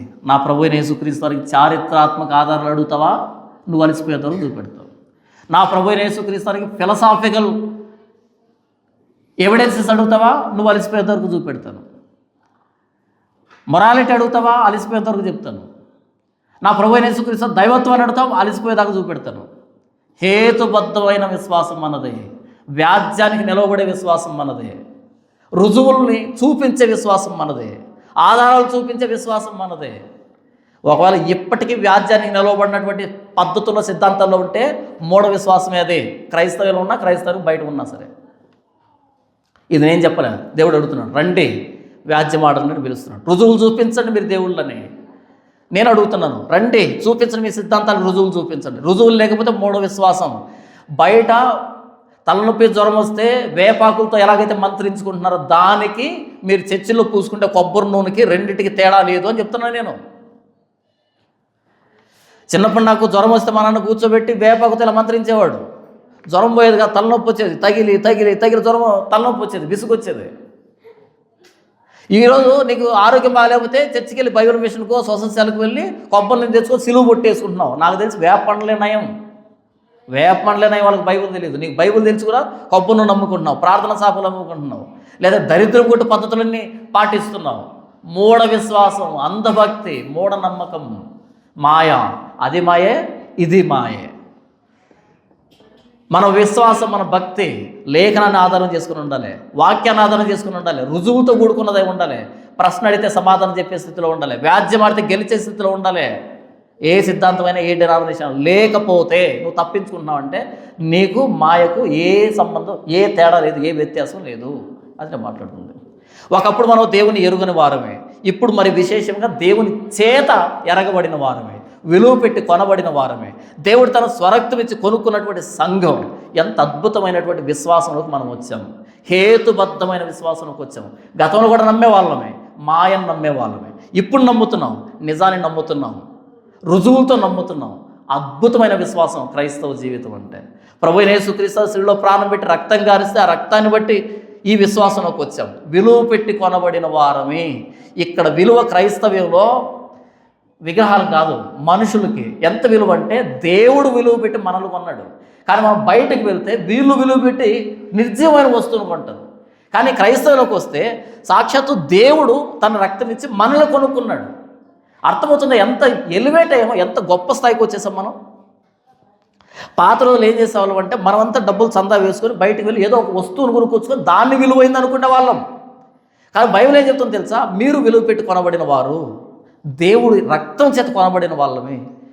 ఇది కదా విశ్వాసం అంటే, ఇది కదా భక్తి అంటే, ఇది కదా హేతుబద్ధమైనటువంటి విశ్వాసం అంటే. క్రైస్తవ్యం రుజువులకి నిలవబడుతుంది, కారణాలు అడిగితే చెబుతుంది, వ్యాజ్యం ఆడితే వ్యాజ్యం గెలిచే విశ్వాసం ఏదైనా భూమి మీద ఉందంటే అది కేవలం క్రైస్తవ్యం మాత్రమే, కేవలం బైబిల్ మాత్రమే.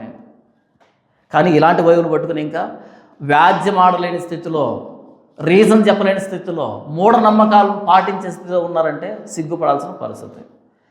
అయితే ప్రభువైన యేసుక్రీస్తు మనల్ని రుజువులతో కూడిన విశ్వాసంలోనికి మనం తీసుకొచ్చినందుకు, మనల్ని విలువైన వాళ్ళముగా ఎంచేటువంటి స్థితిలోనికి తీసుకొచ్చినందుకు, ఈ క్రైస్తవ విశ్వాస ప్రమాణంలోకి మనం తీసుకొచ్చినందుకు, ఈ గొప్పతనాన్ని, ఈ భాగ్యాన్ని మనం అనుభవించడం మాత్రమే కాదు, ఇతరులకు కూడా మనం ప్రకటించాలి.